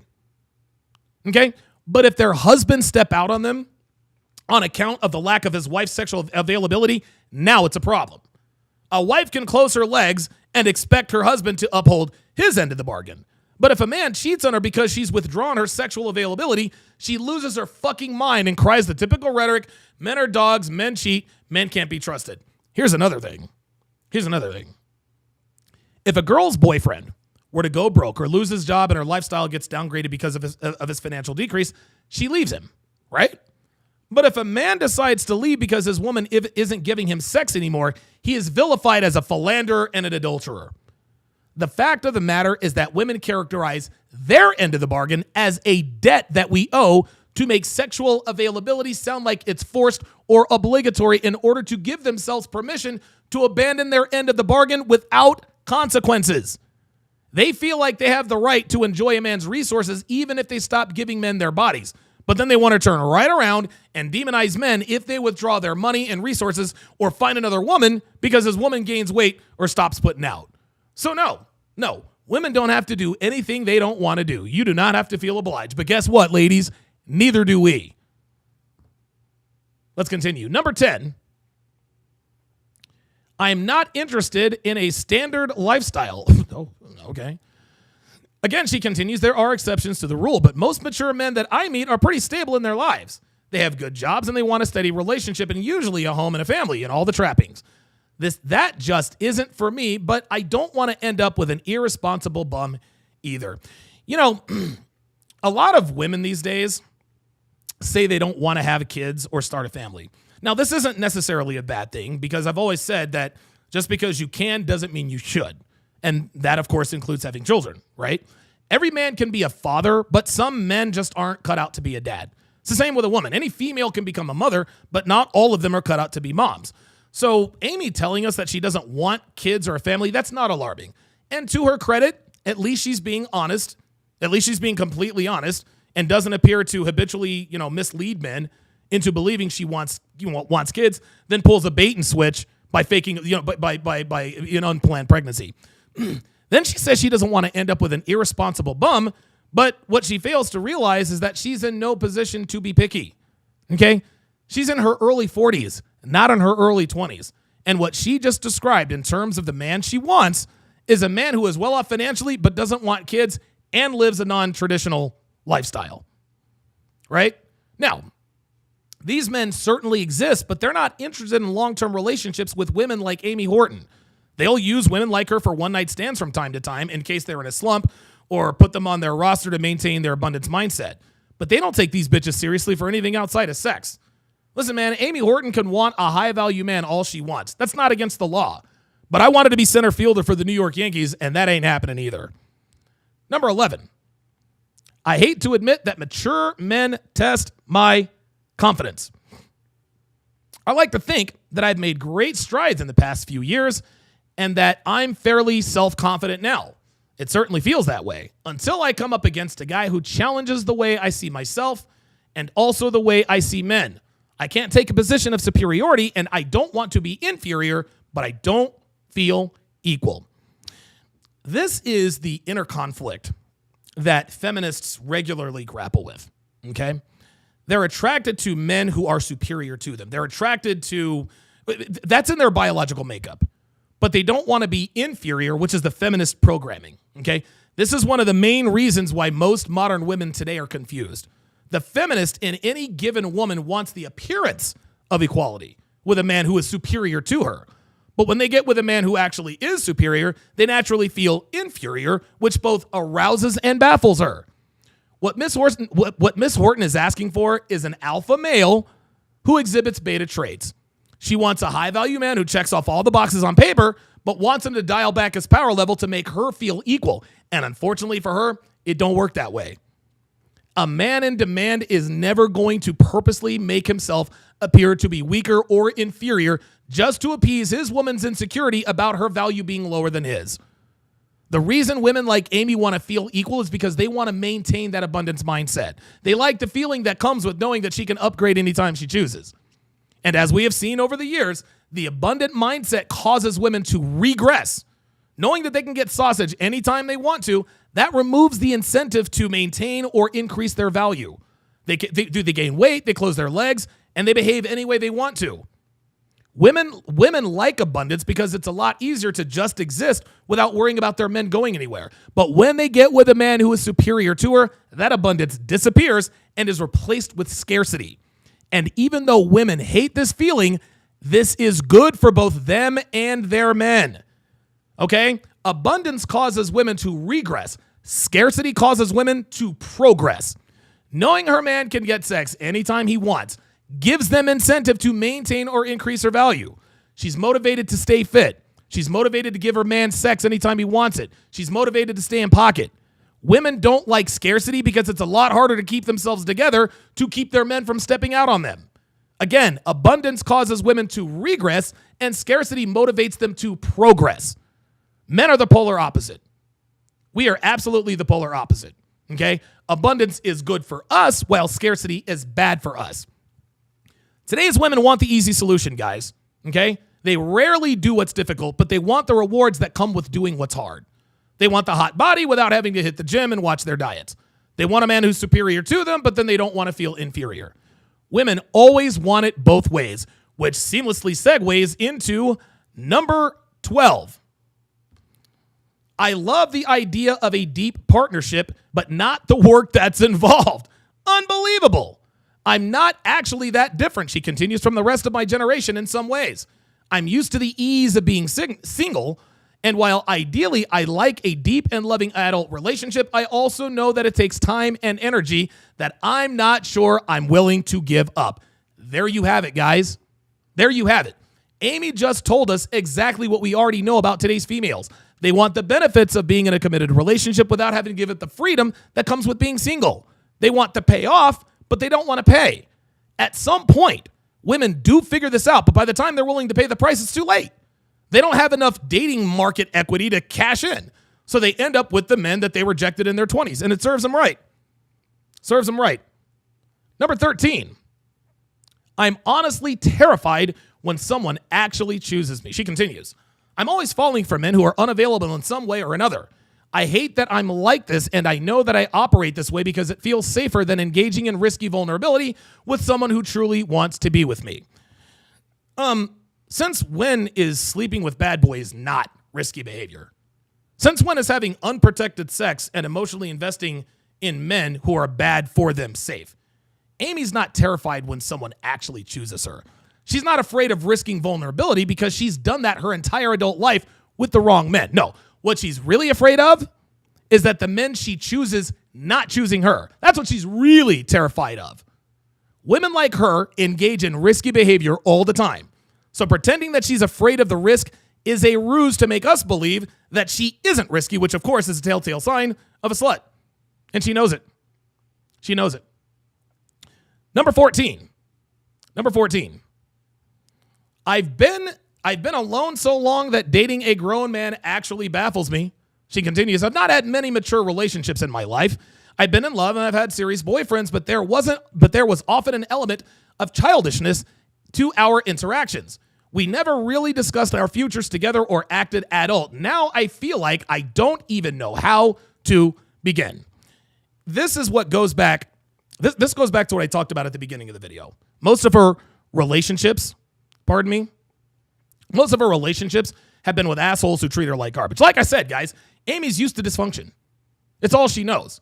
It's why dating any other kind of man baffles her, because she honestly has no idea how to conduct herself with a high caliber man. Luckily for her, she'll get to stay in her comfort zone because high value men won't go anywhere near her, which will make her readily available to the dudes who are more than willing to pass her around. And finally, number 15, I don't feel like my partner is more emotionally mature than me. This is the real kicker, she continues. If I find a fully open and emotionally vulnerable man to date, I have to then confront and deal with my own issues with exposing my heart. I don't know that I'm quite ready to go there, but then again, there's never an ideal time to face your fears. So, sorry about that.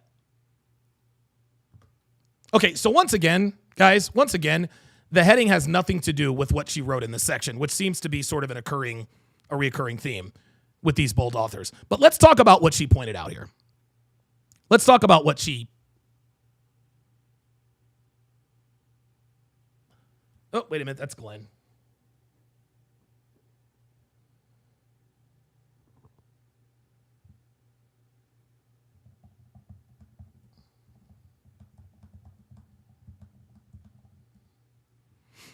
Let's talk about what she pointed out here. If she does find a fully open and emotionally vulnerable guy to date, she's going to lose attraction to him.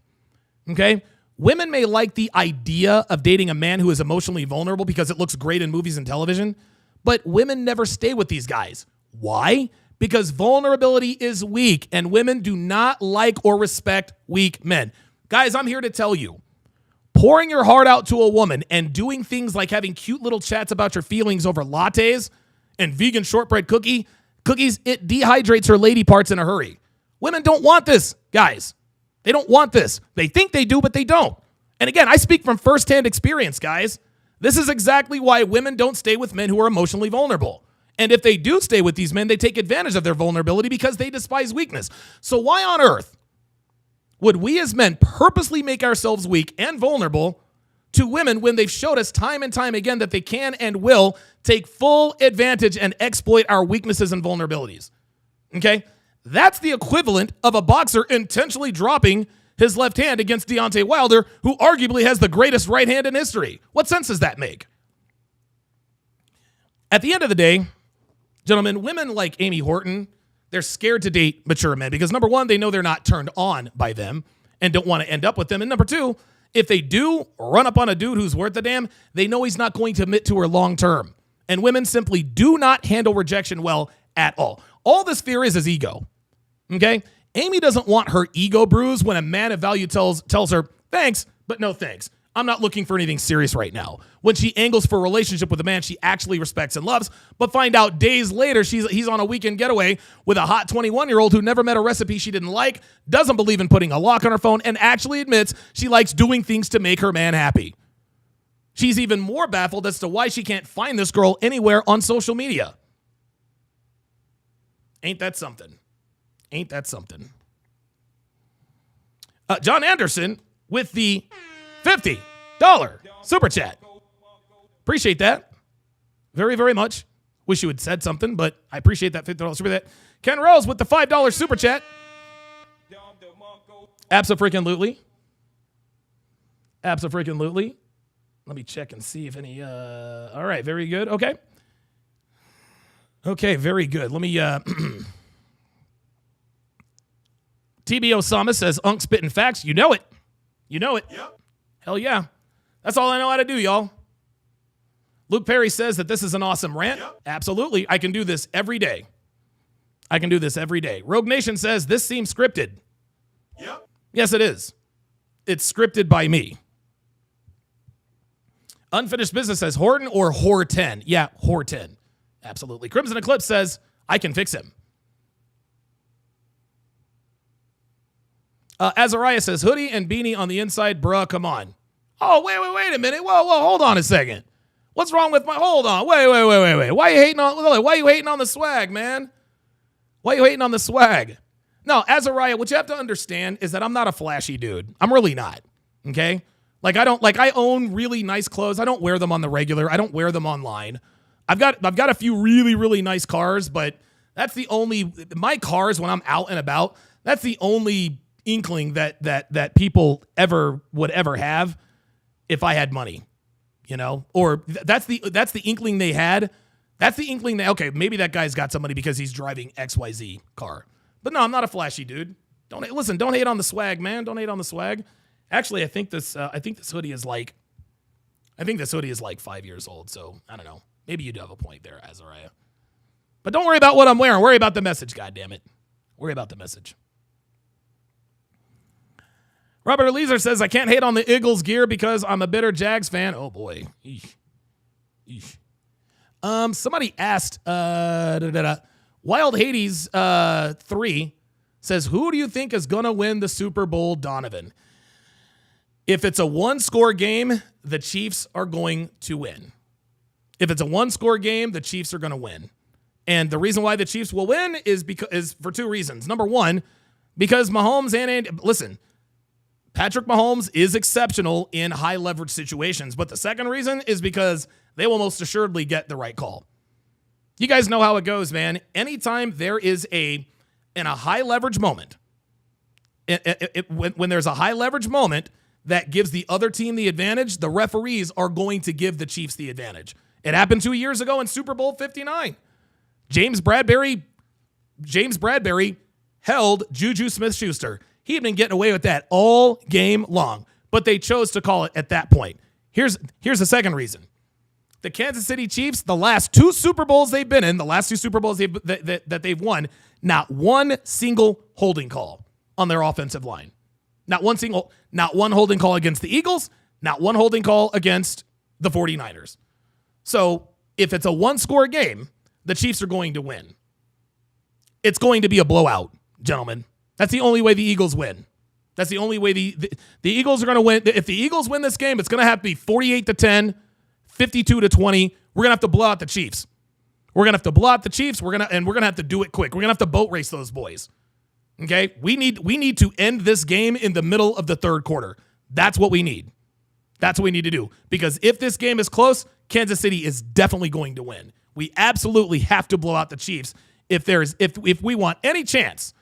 If there is any chance to win Super Bowl 59, the Eagles absolutely positively have to blow out the Kansas City Chiefs. There's just no other way.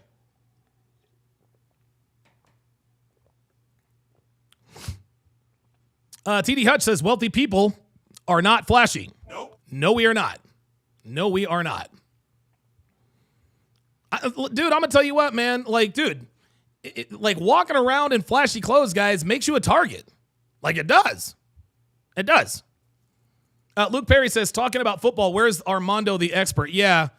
Armando Moreno doesn't really watch. I think he watches the Raiders. But who knows? JDM 8021 says, do you think there's a hold on almost every play? I don't know. What is a hold on, whether or not I think there's a hold on almost every play, that doesn't matter. The fact of the matter is that teams are guilty of holding. All of them are. But the last two Super Bowls, you mean to tell me that the Kansas City Chiefs didn't get called for one holding call? Yeah, the fix is in. Nice try, JDM. Nice try. JDM is clearly a Chiefs fan. Listen, even Chiefs fans know they get the benefit of the doubt. No, I'm not saying the NFL is rigged or fixed. That would be impossible. But a good friend of mine, a friend of a good friend of mine, once told me, he says, if you want to fix games, you don't pay the league, you don't pay the players, you don't pay the coaches. You pay the referees. You pay the referees.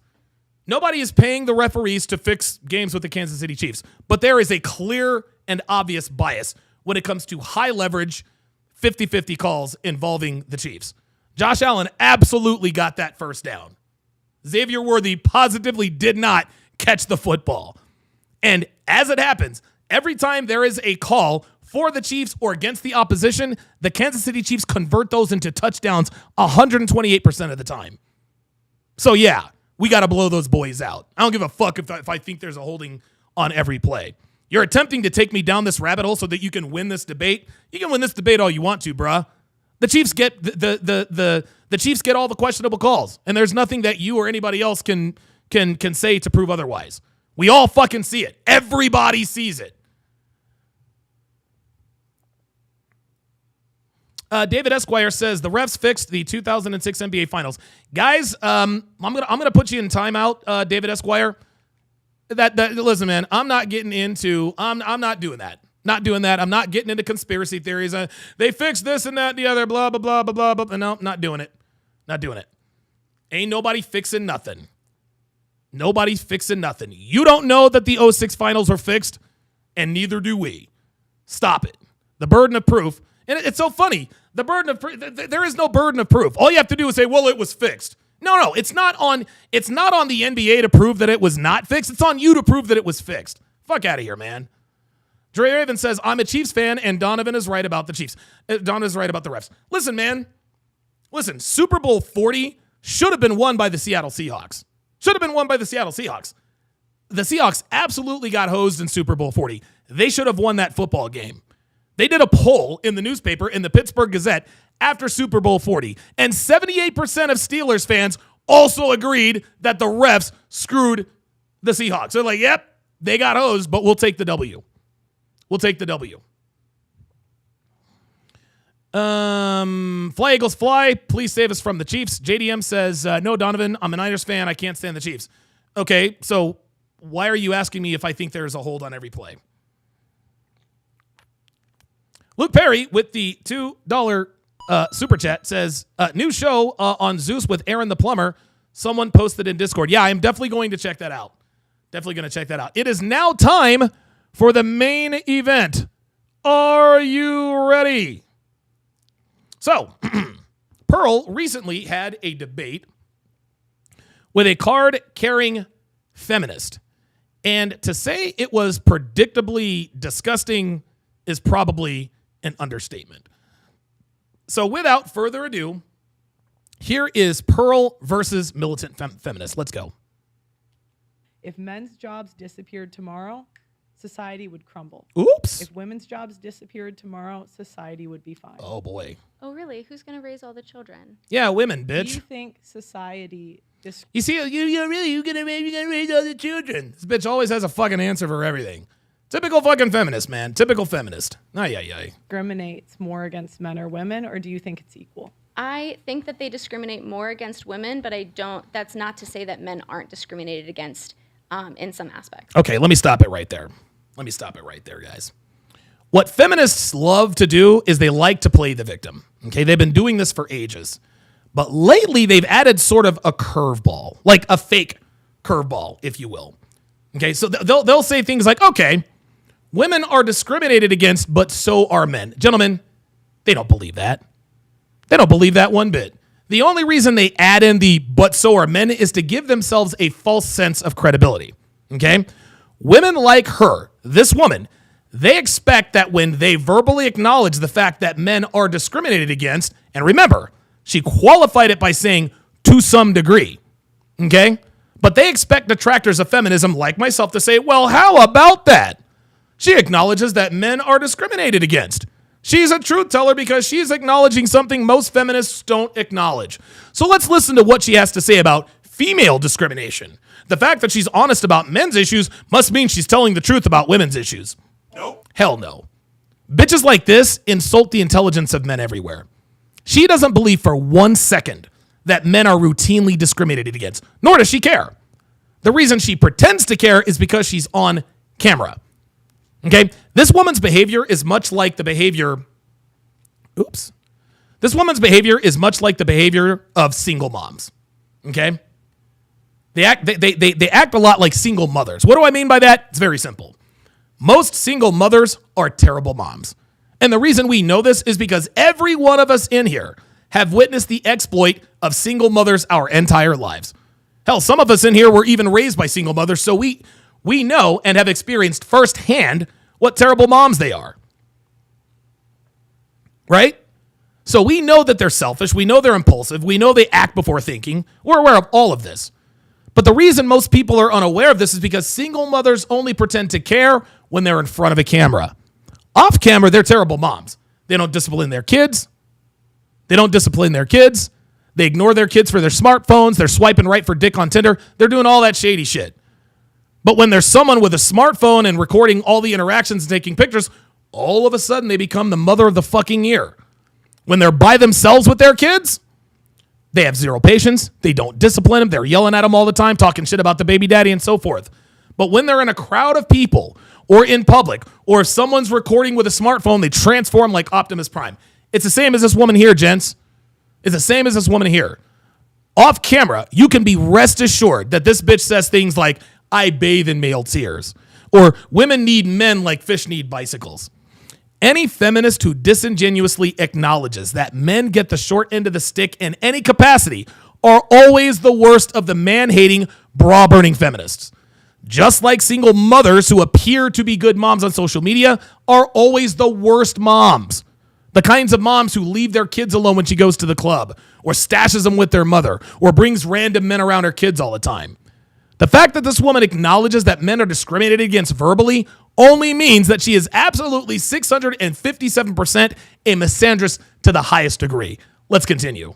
Okay, how are women more discriminated against? As I've said before, in my own personal experience and statistically... Other than, can Here we do go. something other than just people say mean words to me? Thank you. Because men, by the time they're 22, somebody said a mean word to them. Usually it's a woman. So Shit. anything other than somebody said something I don't like. abortion bans. Can you name a law that controls what men can do and access healthcare and the healthcare that men can access? Is there any laws that control men's healthcare access? Well, if you want to talk about men's body, Guys, is there any law that controls men's healthcare access? Guys, this is the hill that militant misandrists like this harpy die on every day. Any woman who is asked a question like this, they always talk about abortion. And as a side note, as a side note, pay attention here, guys. I'm not going to use the A word anymore. I'm not going to use the abortion word anymore for obvious reasons. I got to deal with the unfairness of the algorithm pushing me down the list, so I'm going to refrain from using the actual word. Instead, I'm going to say it backwards, which is noit roba. Okay, so when you hear me say noit roba, you know it means the A word. Anyway, even when I was on the Savo Brothers podcast a while back, okay, I asked this stupid girl, name one right that men have, name one right that that men have that women don't. And she said, let's talk about reproductive rights. Obviously talking about noit roba. Now, first of all, she contradicted herself. Okay, we men, we are unable to get noit robas. So right off the bat, she named something that women can do that men can't, which was exactly my question and proved my point right then and there. But I want you to consider this. And guys, I really, really need you to listen when I tell you this, because a lot of people who are both for and against noit roba fail to understand this immutable truth that not only proves that noit roba is fundamentally wrong, but legally wrong. Okay? Most people have a remedial understanding of the Hippocratic Oath that doctors take before, I guess, they're sworn in as doctors, right? Most of us are unfamiliar with the intricacies of the oath, but the one phrase that most people universally know and understand is do no harm. Do no harm. Okay?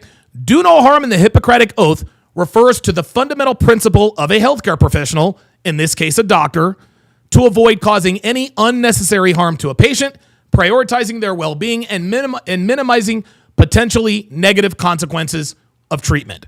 Now, at this point, some of you are probably asking, okay, well, what does the Hippocratic Oath have to do with noit robas? Simple. And again, turn up your volume. Okay? My older listeners, turn up your hearing aid. My younger listeners, hit the screen record button on your smartphone. My female listeners, all two of you, buckle up. Buckle up. The noit roba is the only legal medical procedure that goes directly against the Hippocratic Oath. Let me repeat that. The noit roba is the only legal medical procedure that directly goes against the Hippocratic Oath. Well, what do you mean, Donovan? What are you talking about? Easy. Do no harm. You remember that? Well, guess what? Noit robas clearly harm the unborn children. In fact, it unalives them. It ends their lives. As a doctor, if you have taken a vow to do no harm, which again is in the Hippocratic Oath, then how can you as a medical professional live with the fact that you are ending the life of a human being before they take their first breath? And if you have ever seen horrific videos of a noit roba being performed, you can clearly see that there is fatal harm being done to the child inside. And feminists can talk all they want about the less than a fraction of 1% of unplanned pregnancies which were caused by rape or incest. We can sit here and we can pretend to believe all the bullshit excuses for women that women give for ending the lives of their unborn children. I can't bring a child into this cruel world. Simple solution, put him up for adoption. I'm not ready to be a parent. Again, put him up for adoption. I don't want him or her to be in foster care. Okay, so raise the little fucker yourself. Oh, wait a minute. That would mean being responsible and taking accountability. My body, my choice. Very true. It is your body and your choice, but you don't own your children, ladies. You see, your child's body is not your body. Your body, your choice. Okay, fine.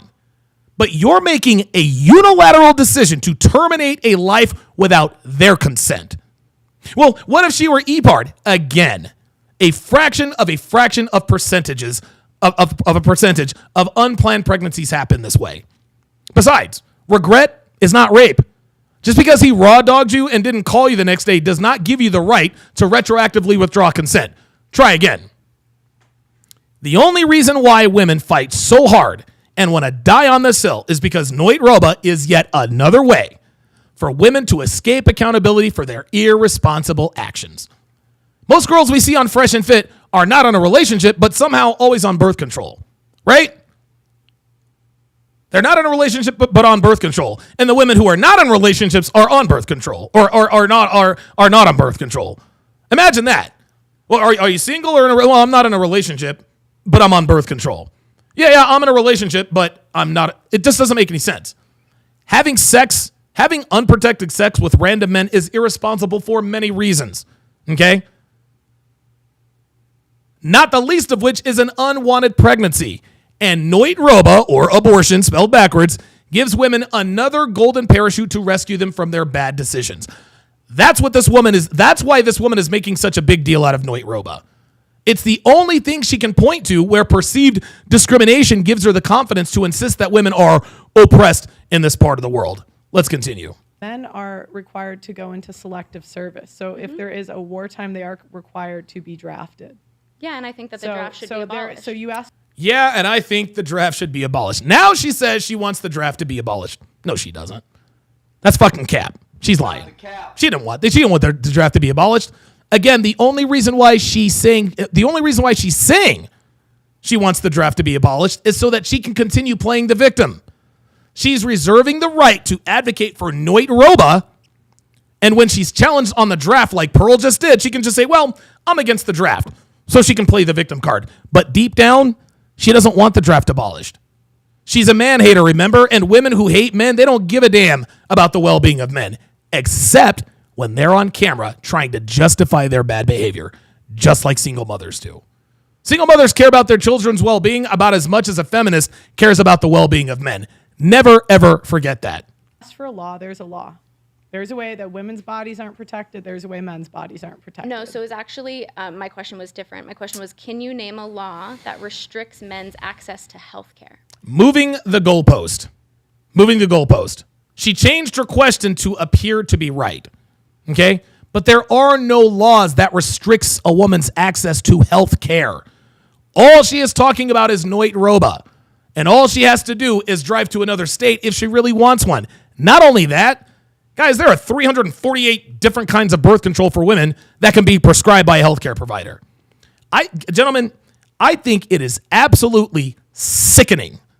It is absolutely sickening that women consider abortion as a form of healthcare. Abortions are not healthy for the mother or the unborn child, and there certainly isn't any care involved. Noitrobas are not a form of healthcare. Nobody buys this except for feminists. The only reason they're characterizing Noitrobas as healthcare is to justify it as a basic human right. First off, healthcare is not a basic human right. Doctors, nurses, and other healthcare professionals, they don't work for free, nor should they. The reason we don't give away free cars is because car manufacturers don't make cars for free. Okay? Those factory workers aren't working 10, 12, 14-hour days for nothing. They got families to feed. They got bills to pay. And they're not going to school for 4, 8, and 10 years to become factory workers. But doctors and nurses have to be highly educated. They got to do pre-med in college. Then they got to do medical school. Then they got to do post-secondary education. Then they got to do the residency and all the rest of that. Okay? These things cost time, money, and people. So to expect healthcare professionals to work for free because you think healthcare is a basic human right just speaks to how clueless women like this are about how the economy works. She's a doctor, guys. Newsflash, she's a doctor, or she will be soon. Do you think she would work for free? Nope. Of course not. She'll say she would to virtue signal, just like her acknowledging that men are discriminated against, but she really doesn't care she really doesn't care. She really doesn't care. And that she wants the draft abolished, which she doesn't. We all know she wouldn't work for free, but I really, really hate it. I really hate it when women like this characterize the right to terminate their own unborn child as a basic human right. Here's a basic human right for you. How about a person's basic right not to be unalive before they're born? But again, women are selfish to a fault, even when it comes to their own children. Incredible. That restricts men's access to health care. No, not off the top of my head. So there you go. That's one There you go. How discriminatory. are Yeah, women restricted access to health care? You can drive to another state and get an abortion. Yeah, well, then that's also not taking into account like socioeconomic factors, Oh right? my Because God. not every person has the ability or the funds. And this is where the notion of personal responsibility comes into play.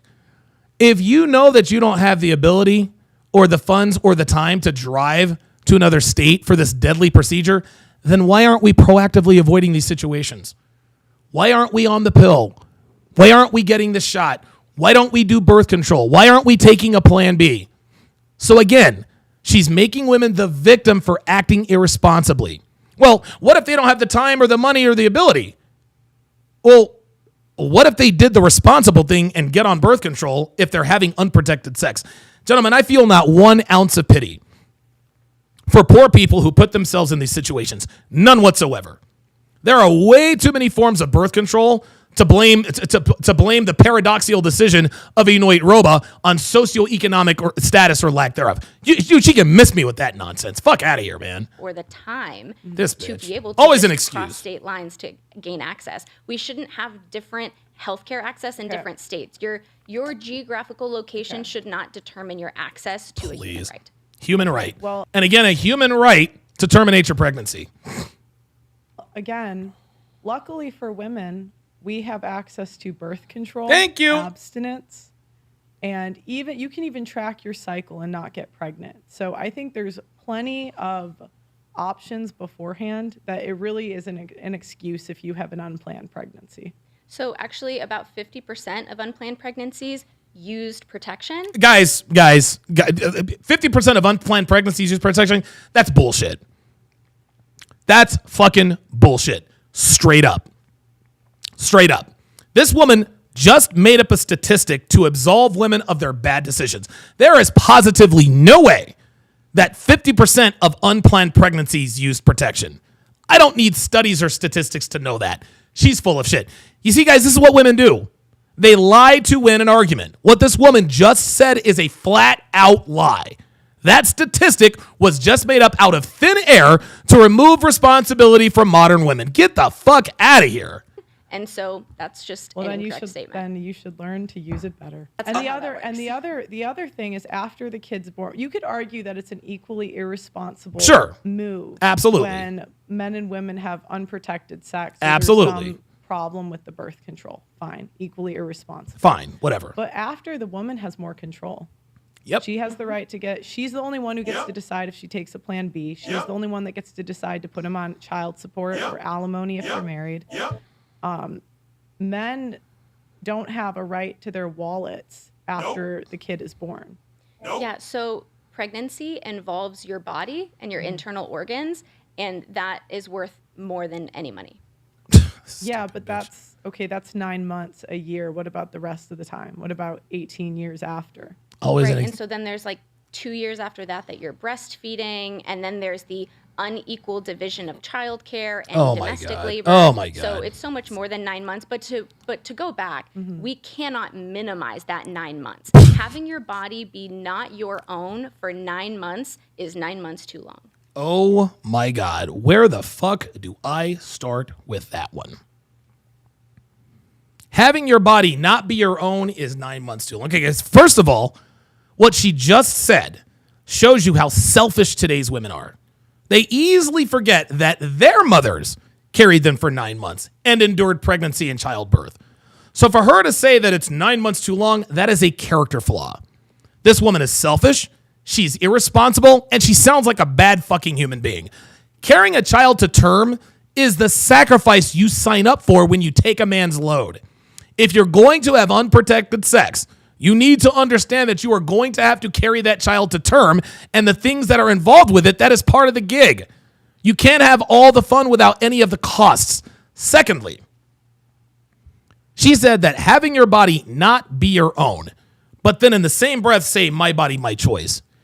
If your body is not your own for 9 months, then how are you able to make a decision about a body that she says is not her own?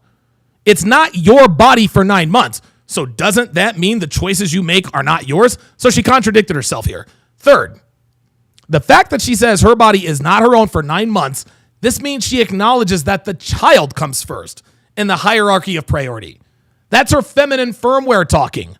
She's telling us that the unborn child isn't the priority, what with all of her excuses and reasons why the availability to unalive, the ability to unalive one is a basic human right. But when push comes to shove, her female hard drive, which is on autopilot as it should be, tells her baby comes first, baby comes first. So much so that she is mentally sacrificing her body for her child, which is exactly why she made the statement. Having your body not be your own, she knows that her entire existence during pregnancy is dedicated to the growth of the human being grown in her stomach. Women gonna women, guys, even when they don't want to be. Let's continue. Yeah, but there are men dying when they go and do their jobs. And They they're can get a not different job. complaining about it. They can get a different. They can get they can get a different job. Yeah, really, who's gonna fight the wars? No, because men understand that somebody has to do it. Thank you. Yeah, they don't have to do it.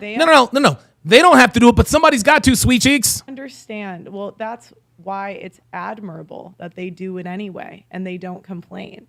And that's what I keep going back to is what feminists tend to want is they want all of the credit and they want to over exaggerate their problems. So I would actually like to go back to the comparison you made of See, she just lost that argument. See, here, that's her move. She just lost the argument, so she likes to say, okay, well, I'd like to go back and talk about this. pregnancy and men going to work. No, not to work, sweet cheeks, to war. You think those two things are the same? I think that a man going to a dangerous job is far worse Hell than yeah. being pregnant. Hell Do yeah. you think that the majority of men Far work- more dangerous. See, now she's moving the goalpost. The majority? Sorry, that's more accurate. Better and good is like it's Subjective, subjective, right? yeah. Yeah, and as I've said before, I think that we should have better safety protocols and we should improve the safety of all workers. So I think Yeah, there are no safety protocols in war, doctor. It is killed or be killed. And by the way, who would enforce these mythical safety protocols? Women? No, men. that that should be addressed, but also the Should- majority should, of men. but it isn't, right? Thank you. Because Right, when but we- are you when we go- arguing for it to be? Here's See, now she's trying to insult so her. Feminists have a tendency to think that if we complain, things will just happen.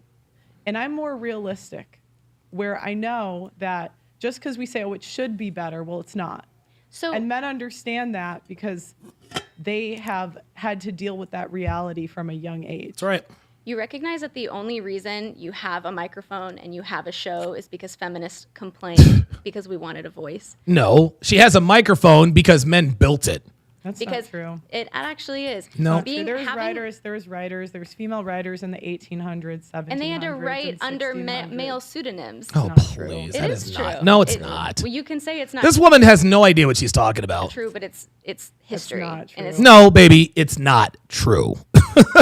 See, again, not only is she lying, she's wrong, and she won't concede that she's wrong. statistics. It is. It's statistic. It is. We used There were to not women in have a power. We voice. had Cleopatra. We had women in power. Thank throughout all of you. history. Helen of Troy, the face that launched 1,000 ships. Stop it. There are examples of them. When were The women? first female property owner was in the 1600s in the United States. When were women allowed to have their own bank accounts? What does bank accounts have to do with anything?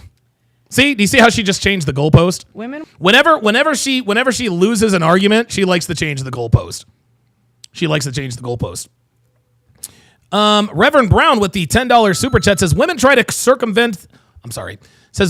circumvent the existence of the life of the baby in their belly by classifying it as just a clump of cells.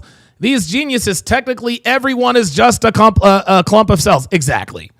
They call it the difference between a baby and a fetus. Ridiculous, man. Switchblade with the $5 super chat says there's no such thing, in my opinion, called unplanned pregnancy, as again, you can control the circumstances not to get pregnant, ladies. I might be wrong. No, you're right. You're absolutely right. Marco says important thing to note is some women are used to toothpicking men's condoms out of sight just to get pregnant and extort him. Our crazy ones do that a lot around here. Absolutely. Dr. B84 with a $10 super chat says a lot of women have zero clue about the lives of men and really think we live the same kind of life. Nora Vincent proved this when she lived life as a man. There you go. There you go. There you go. Very, very well said. Very, very well said. Kevin Spamuels on the Rumble side says saying you're not pro-life is inversely saying that you're pro-death. One could, yeah. Agent Cappy says, how would she know she was never pregnant? Single women, SMH. Playmaker Ghetto says, Donovan, what you just said about healthcare, that is why I am against this BS called universal healthcare, as it screws over the doctors. Absolutely. Absolutely. 100%. Very, very well said. Let's continue. Women were allowed to have their own bank accounts in 19. What does that have to do with writing? Thank you. The topic. No, There no, you I'm go. not. You're changing the topic because I'm right. They were No. allowed to. Oh, you're changing the topic because I'm right. See, Pearl just systematically took well, women weren't allowed to write and this and that and the other. Pearl's like, no, bitch, you're wrong. Cleopatra, Helen of Troy, Charlotte and Emily Bronte, the Bronte sisters, Wuthering Heights, all the rest of that. So she just decides, and see what this woman is doing, she's not discussing, she's debating. She doesn't want to get it right, she wants to be right. That's why she keeps changing the subject. They were. You're the one who brought up female writers. But okay, That wasn't the question. Go ahead. So, sometime in the 1900s, I can't remember the year. Yeah, it was like in the 1970s Yeah, around is there. when women were allowed to have bank accounts. So when we're talking And about women, what's happened since we got bank accounts? Uh-oh. We own 80. You We tell own me. 80% of the world's debt. Thank There's a you. reason people did things the way they did. you don't think that women should be able to have their own bank accounts? Did she say that? She didn't say that. I don't think they shouldn't have bank accounts. I think everyone should have the right, and they do. But there's a reason. I think when we look at the past, we have to look at the reason that people did things. And one of the reasons is women are very irresponsible with money. Thank own you. 80% of the world's debt, even though they make less money than men. So did you know that the majority of household finances are regulated and controlled by women? Yeah, I knew that. We That just literally proves her point. make 80% of consumer buying decisions. Yeah. So that's what I said. They Yeah, spend. there you go. Yeah, see that? See that? You literally just walked into it. You literally just proved Pearl's point. And you That's what I said. They There it is. Pearl's like, yeah, I got you there, sweetie. Like, you're wrong. money. Because They spend money households- they don't have. we do have the money. No, you don't. Otherwise, you wouldn't have 80% of the debt. Or, I mean, the average woman out of college has $30,000 worth. How much debt do you have? You have to have six figures coming out of I med do have school. 6 figures Yeah, of debt, and exactly. the student And the- debt. Yeah, because And the if thing you is, in your yeah. profession, I mean, on average, women leave the medical profession when they have a kid or within 5 years. So odds are you won't pay it off. And it makes, I'm not saying you personally, I hope you do, right? I'm not wishing it one way or another. But statistically, women make their debt someone else's problem. Ooh. men do the same thing. No, here we go. Men do the same thing. What about Demendo? See, there it is. Pearl just got her on that point. So what's the move? Well, men do it too. No, we don't. Dude, men don't. Dude, no, we don't do the same thing. We can't do the same thing. What are we talking about? They don't. So they looked at women paying off their debt and men paying off their college debt, and men have been making payments towards it the last 5 years and women haven't. There you go. Proved her point again. There you go. There you go. This woman has absolutely no idea what she's talking about. Well, okay, so women make women make men pay their debt. Women, other debt's their problem. Well, men do the same thing. No, we don't. Our debt is our debt. So it's funny because you just mentioned how women will leave their careers because they have to take care of children, and that probably plays a large role into why they're not able to pay back their student debt. Oh, now here. Oh, well, wait a minute. I thought women could have it all. I thought women could be the power, be the doctor and the mom. So which is it? Compared to men who continue to be a part of the workforce even after they have children. Do you see how those two things might be correlated? No, I don't actually. No, because women aren't having kids anymore. Oh, That would have We been the are. case. Maybe the no, case we are. No, you're not. before, but now they're not really having children. We are still having children. No, you're not. That's on an incorrect average, statement. it's like 1.5 now. So, I mean, you have one kid, you can put it in daycare, you can still work. You can put it in daycare. Sorry, his or hers. Yeah. See, and this is the problem is when we see people as commodities. Okay, so now, isn't that cute? So now she wants to see unborn children as people. She seized on Pearl's Freudian slip when Pearl said, put it in daycare. But she didn't realize that speaking up and making a big deal out of the word it, she's now going against her very mindset. Any woman who is pro-noit roba, pro-abortion, clearly sees unborn children as commodities. Otherwise, why advocate for it, right? Gentlemen, all she's doing here is virtue signaling while also being wishy-washy. One minute she's bitching about ending the life of an unborn child as a basic human right, and the next she's lecturing Pearl on people thinking of children as commodities. She didn't realize that Pearl's comment is more in line with her line of thinking. But because she's getting her ass handed to her in this discussion, and that Pearl has effectively and surgically destroyed all of her talking points to the point now where she's just making up fictitious statistics, she's now trying to get a win anywhere she can by taking, again, a Freudian slip a lot more seriously than she should. Fuck out of here with that, man. This woman's arguing in bad faith. Instead of actual people, like that's where we run into this thing of like, I don't care how you feel, you make stupid decisions, instead of taking a nuanced perspective and the complexity of the This is all literally just bitch babble. She's contradicting her pro-abortion stance here. Now all of a sudden she wants to think of people as not commodities. human experience, and recognizing that there are so many things that contribute into these cherry-picked statistics. Well, you think that the world owes you understanding, and it doesn't. I think that it does. No, I think it doesn't. that we owe everybody understanding. I think that in order for me, so you know what? I think that this is something we need to clarify. Yeah, go ahead. I partake in these conversations because I want a better world.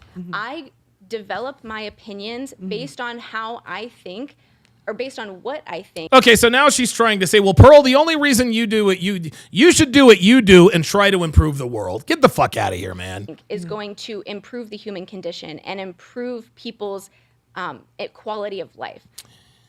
And this, gentleman, is why women shouldn't vote. Yeah, I said it. This is why women shouldn't vote. This woman, who is clearly a man-hating feminist, who thinks that giving women unfettered access to Noit Robas is going to make the world a better place. It's what she thinks. It's the way most modern women think. This woman truly believes that her way of thinking will make the world a better place. This woman is doing her level best to remove all responsibility and all accountability from women making bad decisions, but we're going to trust her to make the world a better place?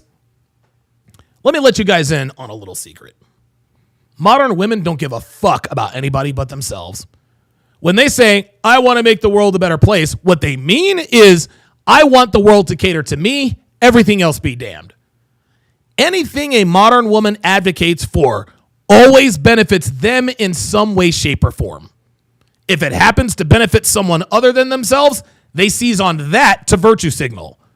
But they don't care if it does. Anything a modern woman is passionate about always benefits them, and in most cases, only benefits them. So this future cat lady says she wants the world to be a better place. No, she doesn't. She wants the world to be a better place for her. She wants to continue to make bad decisions and not suffer the consequences. She wants to continue this trend of giving women all of the authority without any responsibility. And make no mistake, this is exactly what she's talking about.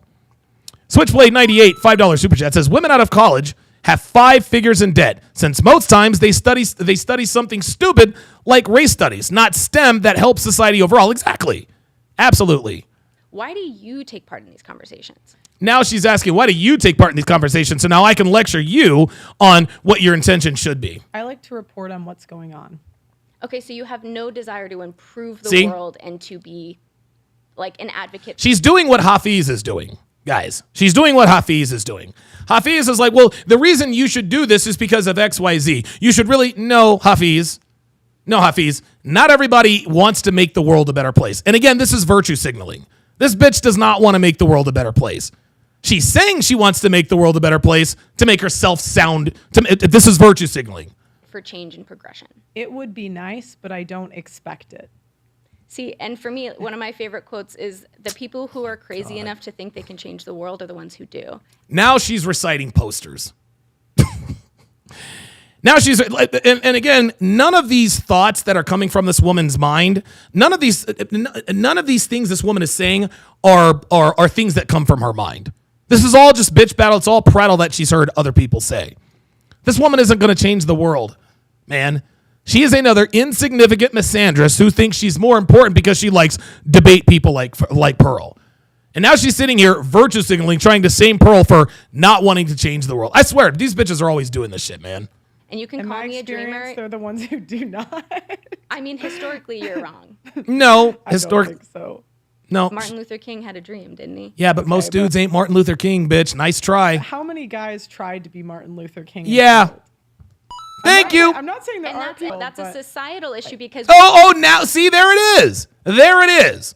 Pearl just pointed out the fact that if you're too scared and to change the world, Pearl's like, bitch, live in the fucking reality.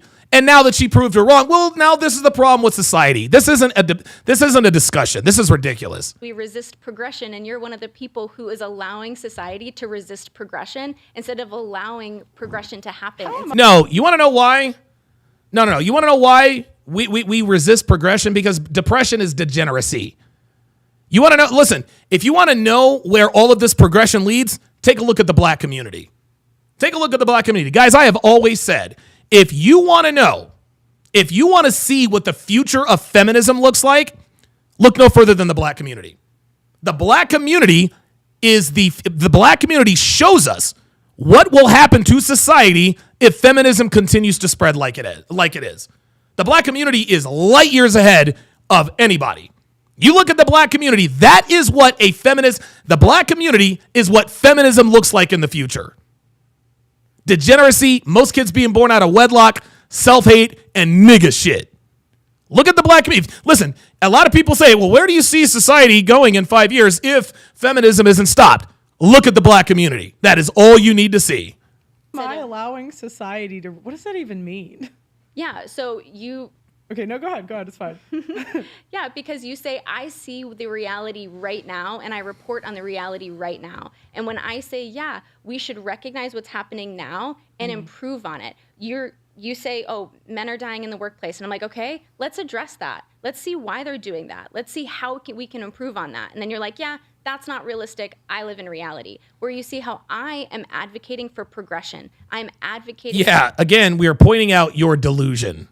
For improvement, where you're just like, yeah, you know what? That's not the world we live in, and I don't have any idea or any desire to improve on the shitty statistics that I constantly report on. Unbelievable. Yeah, we do have a desire to help people. We have a desire to help men. Stay away from women like you. That's why we do this. Yeah, so I think that sounds nice, but again, it doesn't change the reality of the situation. So Hell you yeah. saying something on a podcast doesn't change the amount of men that die every year in a crab fishing boat. Oh, got her. There it is. But what I like to do is be as accurate as I possibly can. And that is why I say that women do not do as useful or as needed jobs in society as men do. If men's jobs disappeared tomorrow, society would crumble. If women's jobs disappeared tomorrow, society would be fine. Oh, really? Who's going to raise all the children? Yeah, the women, bitch. Women aren't even raising their own kids. They're in daycare. Oh, That's actually They're incorrect. in daycare. And that's actually incorrect. Are you kidding me? See, this is why we know this woman is out of her depth. Dude, most women have their kids in fucking daycare. Nope, that's not true. What? public school. It's a $1 billion industry. Thank you. It is a $1 billion industry. Yeah. But, It is a $1 billion industry because women are putting their kids in daycare, you stupid bitch. but statistically, women have the majority of childcare burden. No. The majority. No. Don't do that. Yes, women have the majority of the childcare burden. I will give you that. They're still putting their kids in childcare. You see how she just switched up there? Pearl just told her, yeah, women are putting their kids in childcare. No, they're not. She's like, bitch, it's a $1 billion business. Okay, most of the childcare burden is put on women. Right, that's why they put their kids in daycare. Unbelievable, man. Unbelievable, dude. And not a lot of people can afford daycare nowadays. Here we go. Well, who is the kid spending the most time with if the mom's at work? Most mothers work nowadays. So the kid is spending more time at school. There you go. At daycare. There it is. Because usually Or school with gets out. extended School gets out family. at like 2:30. Extended family? Don't really have extended family. No. School gets out at 2:30 or 3. They go to daycare for 2 or 3 hours. What about before school? What about before What about before school? Oh, look at this. What about before school? What? daycare? Because a lot of times, Okay, like especially in that 45 first minutes. Thank you. Got her. Yeah. What about before school? Bitch, the kid wakes up, gets dressed, has breakfast. They're at the bus stop in 45 minutes to an hour. That doesn't count. Nice try. And by the way, before school, dad is also there. Get out of here with this. In the morning. no, like the first 2 years of life at least. Oh. So okay. So now we've gone from daycare. She got her ass handed to her on daycare. Okay. Well, what about before school? Pearl got her on that. Okay, well, 45 minutes. Well, what about the first 2 years of their life? Dude. A lot of people aren't sending newborns and like A lot of people aren't sending newborns to daycare, but most of them are. Nice try. Not uncommon. No, it's not uncommon, but it's also my sister works at a daycare. They get newborns like within the first couple months all the time. We're talking about like populations, right? We're talking. See, what are you talking about? Most women put their kids in daycare. End of discussion.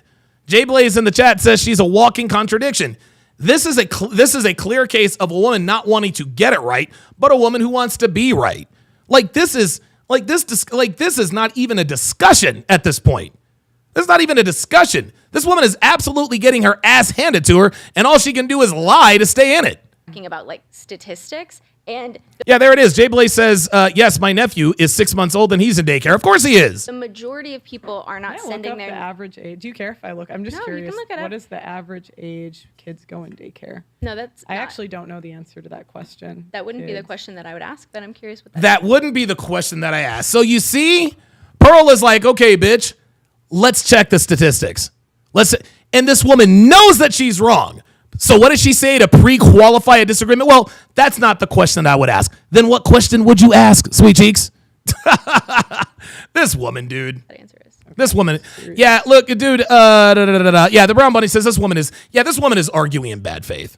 She's arguing in bad faith, man. This is ridiculous. We recommend kids start daycare as early as 6 weeks old. Doesn't give me an average. Just says kids can start daycare as early as 6 weeks. That's all I got. Yeah, well, I mean, again, because that wouldn't be the question that I would Google. Well, then what would be the question that you would Google? Go ahead. Like it would be because No. Ask the question you would Google. right, we're talking about See, she's not going to tell us. She's not going to tell us the question that she would ask Google because she knows the answer. Mike Hawk with the $5 super chat says they also pawn their crotch goblins off on their parents and nannies. Absolutely. breastfeeding. We're talking about like bonding. A lot None of that happens in daycare, sweet cheeks. of these things, like especially in the first 2 to 6 months of life at least, like women bear the majority of that labor. Right. And that's why they pawn them off in daycare. This is why they do it, sweetie. You're right. Women have most of the child care responsibility. And of course, because we all know that women can't handle responsibility, they put their kids in daycare, which is exactly what Pearl just said. Sure, but I say so what? I could say that to any- men bear the majority of labor. Thank you. Of running society Thank for you. a lifetime. And On average, women have 1 to 2 kids. So okay, you could say that's 4 years. Men work 50. 50 Whoa, in a got her. difficult job that Got her. gives us the food that we have, the chairs we're sitting on, and the microphone we're talking in. And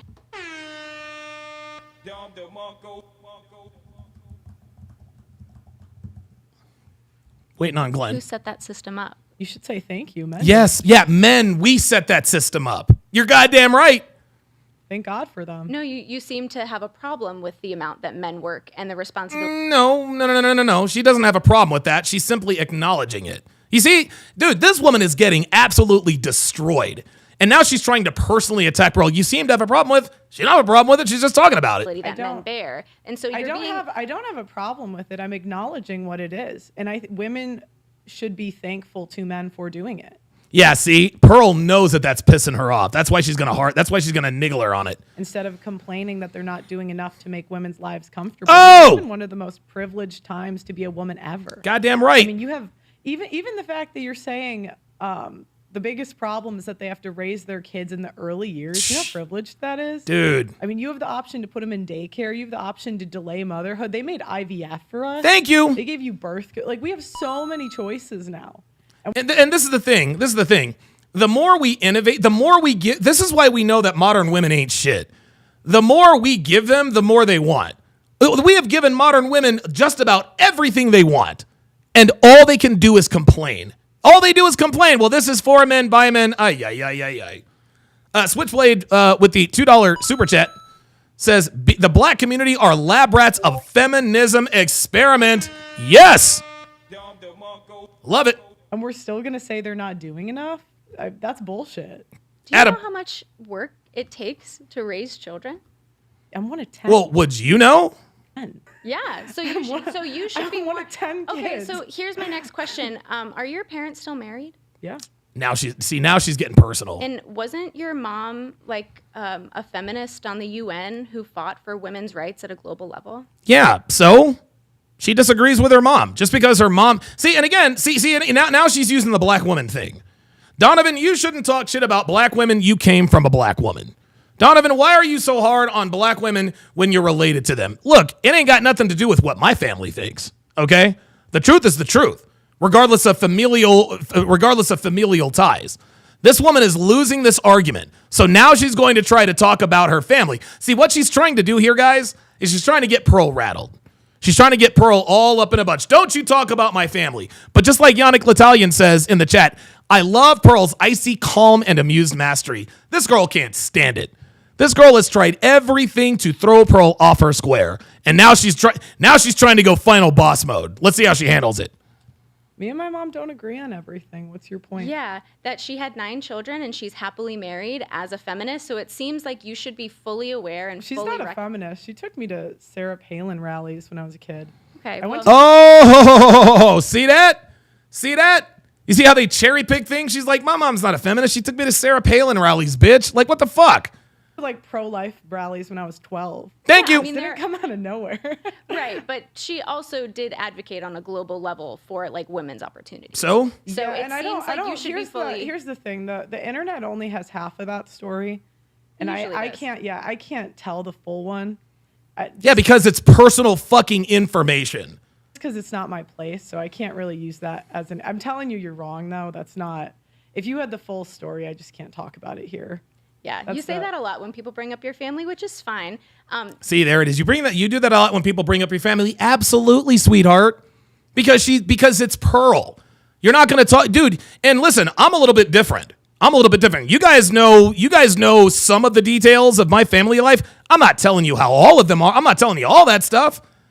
So this woman is sitting here trying to shame Pearl for not wanting to give away proprietary information on a channel with over 2 million subscribers. Yeah, nice try. That means you're losing. But my main point is that you are not ignorant to these ideas. You are Right. She's not ignorant to these ideas, and this is why she is against these ideas. This woman is just upset that Pearl disagrees. That's all there is to it.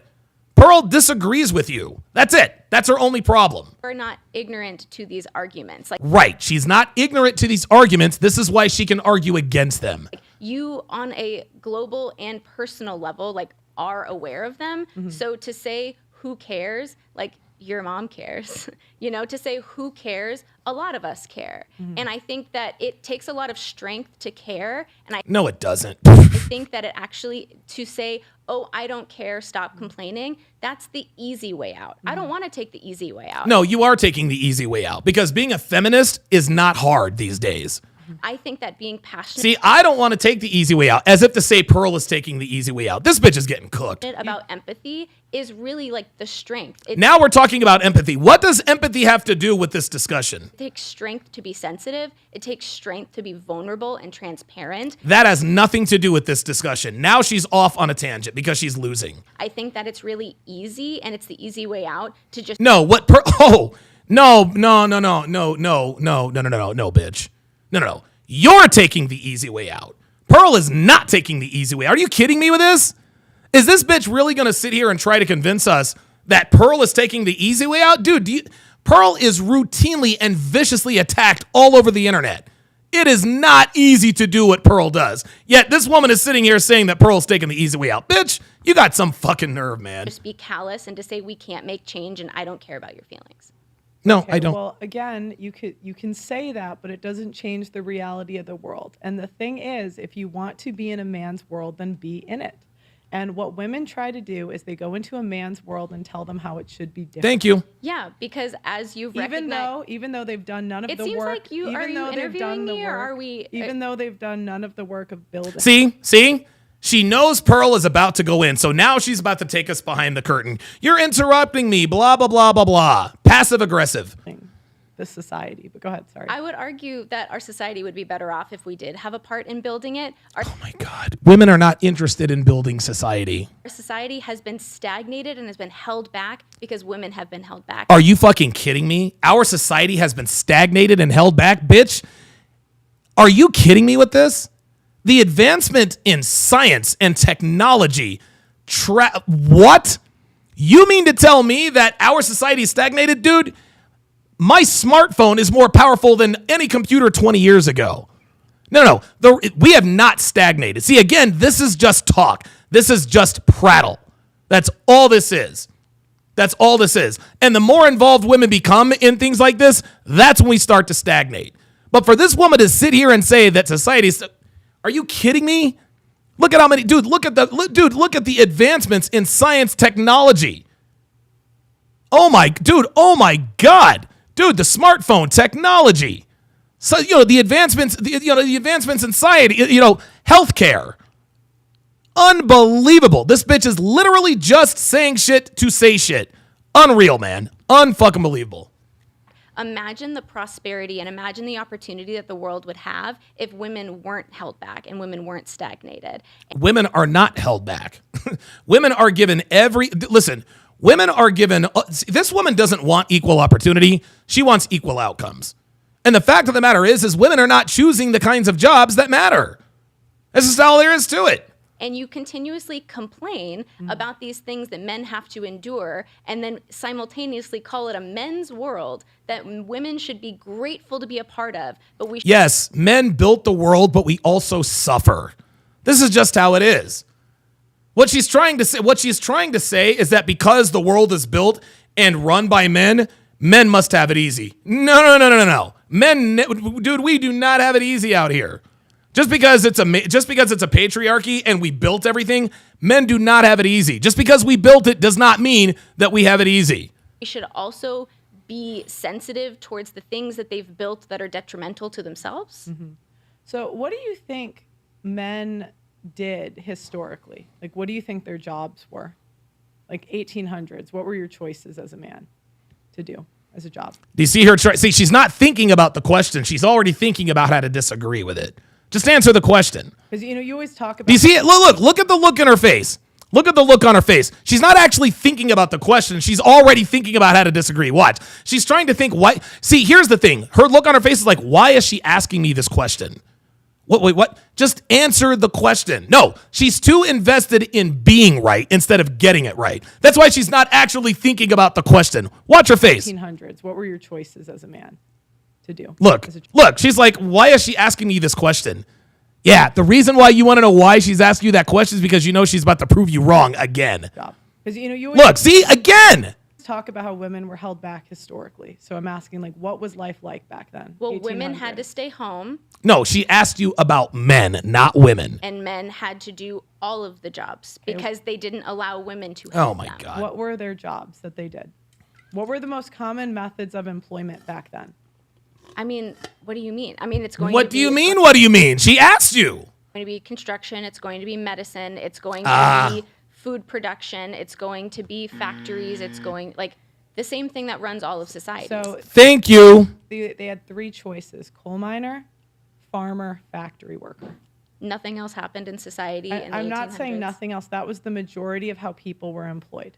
Mm-hmm. So you guys have this like rewritten history where you guys think that men just had these glamorous, fun jobs. Right. But men did. Oh, now she's like, no, that's exactly what you're doing. That's exactly what you're doing. Who built society and who is it run by? It's run by men. She thinks that building and maintaining society is somehow a privilege that only... No! This is why Pearl told you should be thanking men. Listen, men, we civilized the world so that women could exist in it. And all they do is fucking complain. Difficult job. Men know that they didn't enjoy their job. Thank you. Do you think any guy is going to a coal mine and saying, wow, this is my passion? And again, who set that system up? It's the men. But that doesn't mean they have to like it. It's not about who set it up. It's how would the system run without it. Thank you. At the time, they needed coal. Like the same way now, somebody has to build the buildings. Thank you. Somebody has to get the food. Otherwise, society does not run. Thank you. And who's going to do it? Y'all? Women? Nope. Correct. And we're better off when women participate and when women are able to help men. Like, we talk about all of these like detrimental aspects of these harmful industries. And arguably, if we cared about how people felt, we were compassionate. We do care about, now she's trying to, no. We do care about how people felt and how they were affected. That's why there are safety protocols. Every factory job I have ever worked, safety was number one. In any job, safety, safety, safety. There are safety protocols on oil derricks. There are safety protocols in coal mines. There are safety protocols in warehouses. There are safety protocols on construction site. She's acting like Pearl just doesn't care about the danger that men have to go through with these jobs. No, we absolutely care. And the people that came up with and maintain safety protocols are what class? The men. Unbelievable. Towards their experience, we would put more time and energy. OSHA, thank you, the brown bunny. Thank you. There it is. There it is. And OSHA is run by who? Men. To improving these harmful industries. And that's what OSHA's for. And if women had been allowed to enter into these industries earlier, this bitch. you could argue that they would be safer industries. Women are allowed to enter these industries, sweet cheeks. They're just choosing not to. Stop it. Because we have empathy and we Empathy has nothing to do with safety protocols. want to value progression. See, she's basing all of her arguments on feelings. And like Pearl said earlier, facts don't give a fuck about your feelings. And we want to recognize problems and address them. We don't just see a problem and say, hey, that's a problem, and then sit on it. No, nobody's doing that. No, literally, dude, nobody's doing that. Okay? This is why OSHA exists. This is why safety protocols exist. Why is she talking about dude, she's literally lying. She wants us to believe that society doesn't care about men's dangerous jobs. No, you don't. This is the way you think. Right now, you're projecting. You don't give a fuck about men's dangerous jobs. So you're assuming that everybody else doesn't. This woman has no idea she's telling on herself.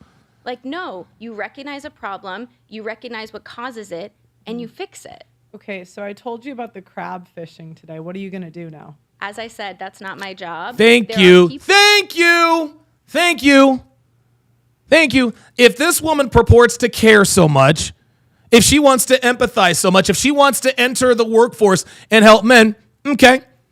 You got men who die on crab boats all the time. What are you going to do about it? Well, that's not my job. People Okay, who so are you're on, doing the same excuse thing. me, if I could There, speak. see, there it is. Now, excuse me if I can speak. Yeah. Now you're going to see, you see that? She's like, excuse me, I want to speak. Yeah, you know Pearl's about to get your ass. As I've said before, there are people on safety committees. There are people on workers' unions. Right. Exactly. There are people whose jobs are dedicated. So what are you bitching about? This woman just sat here. This woman just sat here for 90 seconds. Just waxed poetic about how no one seems to care about the safety protocols on the workforce. No one seems to care. And as soon as Pearl says, what are you going to do about it? She says, well, there's already somebody doing that. So it's not a problem. This woman is talking just to talk. Yeah, this woman's a whole fucking clown, dude. Oh my God. To worker safety. So if you're very passionate about that, you should I thought you were passionate about that. probably invite one of them to sit down in the studio. No, baby. She's talking to you. She's talking to you. Because you're the one who seems to have a problem with all of this lack of safety protocols. And you're the one who wants to change the world and progress everything. So what are you going to do about it? You just sat here and looked down at your nose at Pearl. Well, the reason I do with these discussions is because I want to change the world. Okay, you just recognized a problem. So now what are you going to do about it? And the answer, fucking crickets. The answer is nothing, bitch. And ask them that question. Okay, so nothing. There it is. There it is. Got her. Amuse Mastery 101. But yeah, so nothing. Yep, that's it. Got her. See ya. You're not going to do Because that's anything not about my it? job. Okay. No, I'm yeah, just nothing. clarifying you're doing the same thing. Thank you. No, because I'm more than happy to recognize that it's a problem. So you want to talk about the problem, but not actually do anything to solve the problem. That's literally exactly what you accuse Pearl of doing. That should be addressed by somebody whose specialty it is to address that problem. Well, thank you very much for coming on. This was fun. You want to tell them your socials and they can Your Yeah, nobody gives a fuck. Nobody gives a fuck about this woman's goddamn socials. Fuck out of here. All right, guys. Glenn is be in shortly. All right, so Glenn is now all set and ready to go with his podcast. I'm going to be simul-streaming this to my audience, so definitely stay tuned for that. That is going to do it. That is going to do it for this, the 1132nd edition of TSR Live. My thanks to all of my super chatters, my members. My thanks to all of my Cash Appers. Thank you guys very, very much for your support. I'm on with Glenn next, and then later on, it's the Hard R Podcast. Thanks for watching, guys. We'll see you in a bit.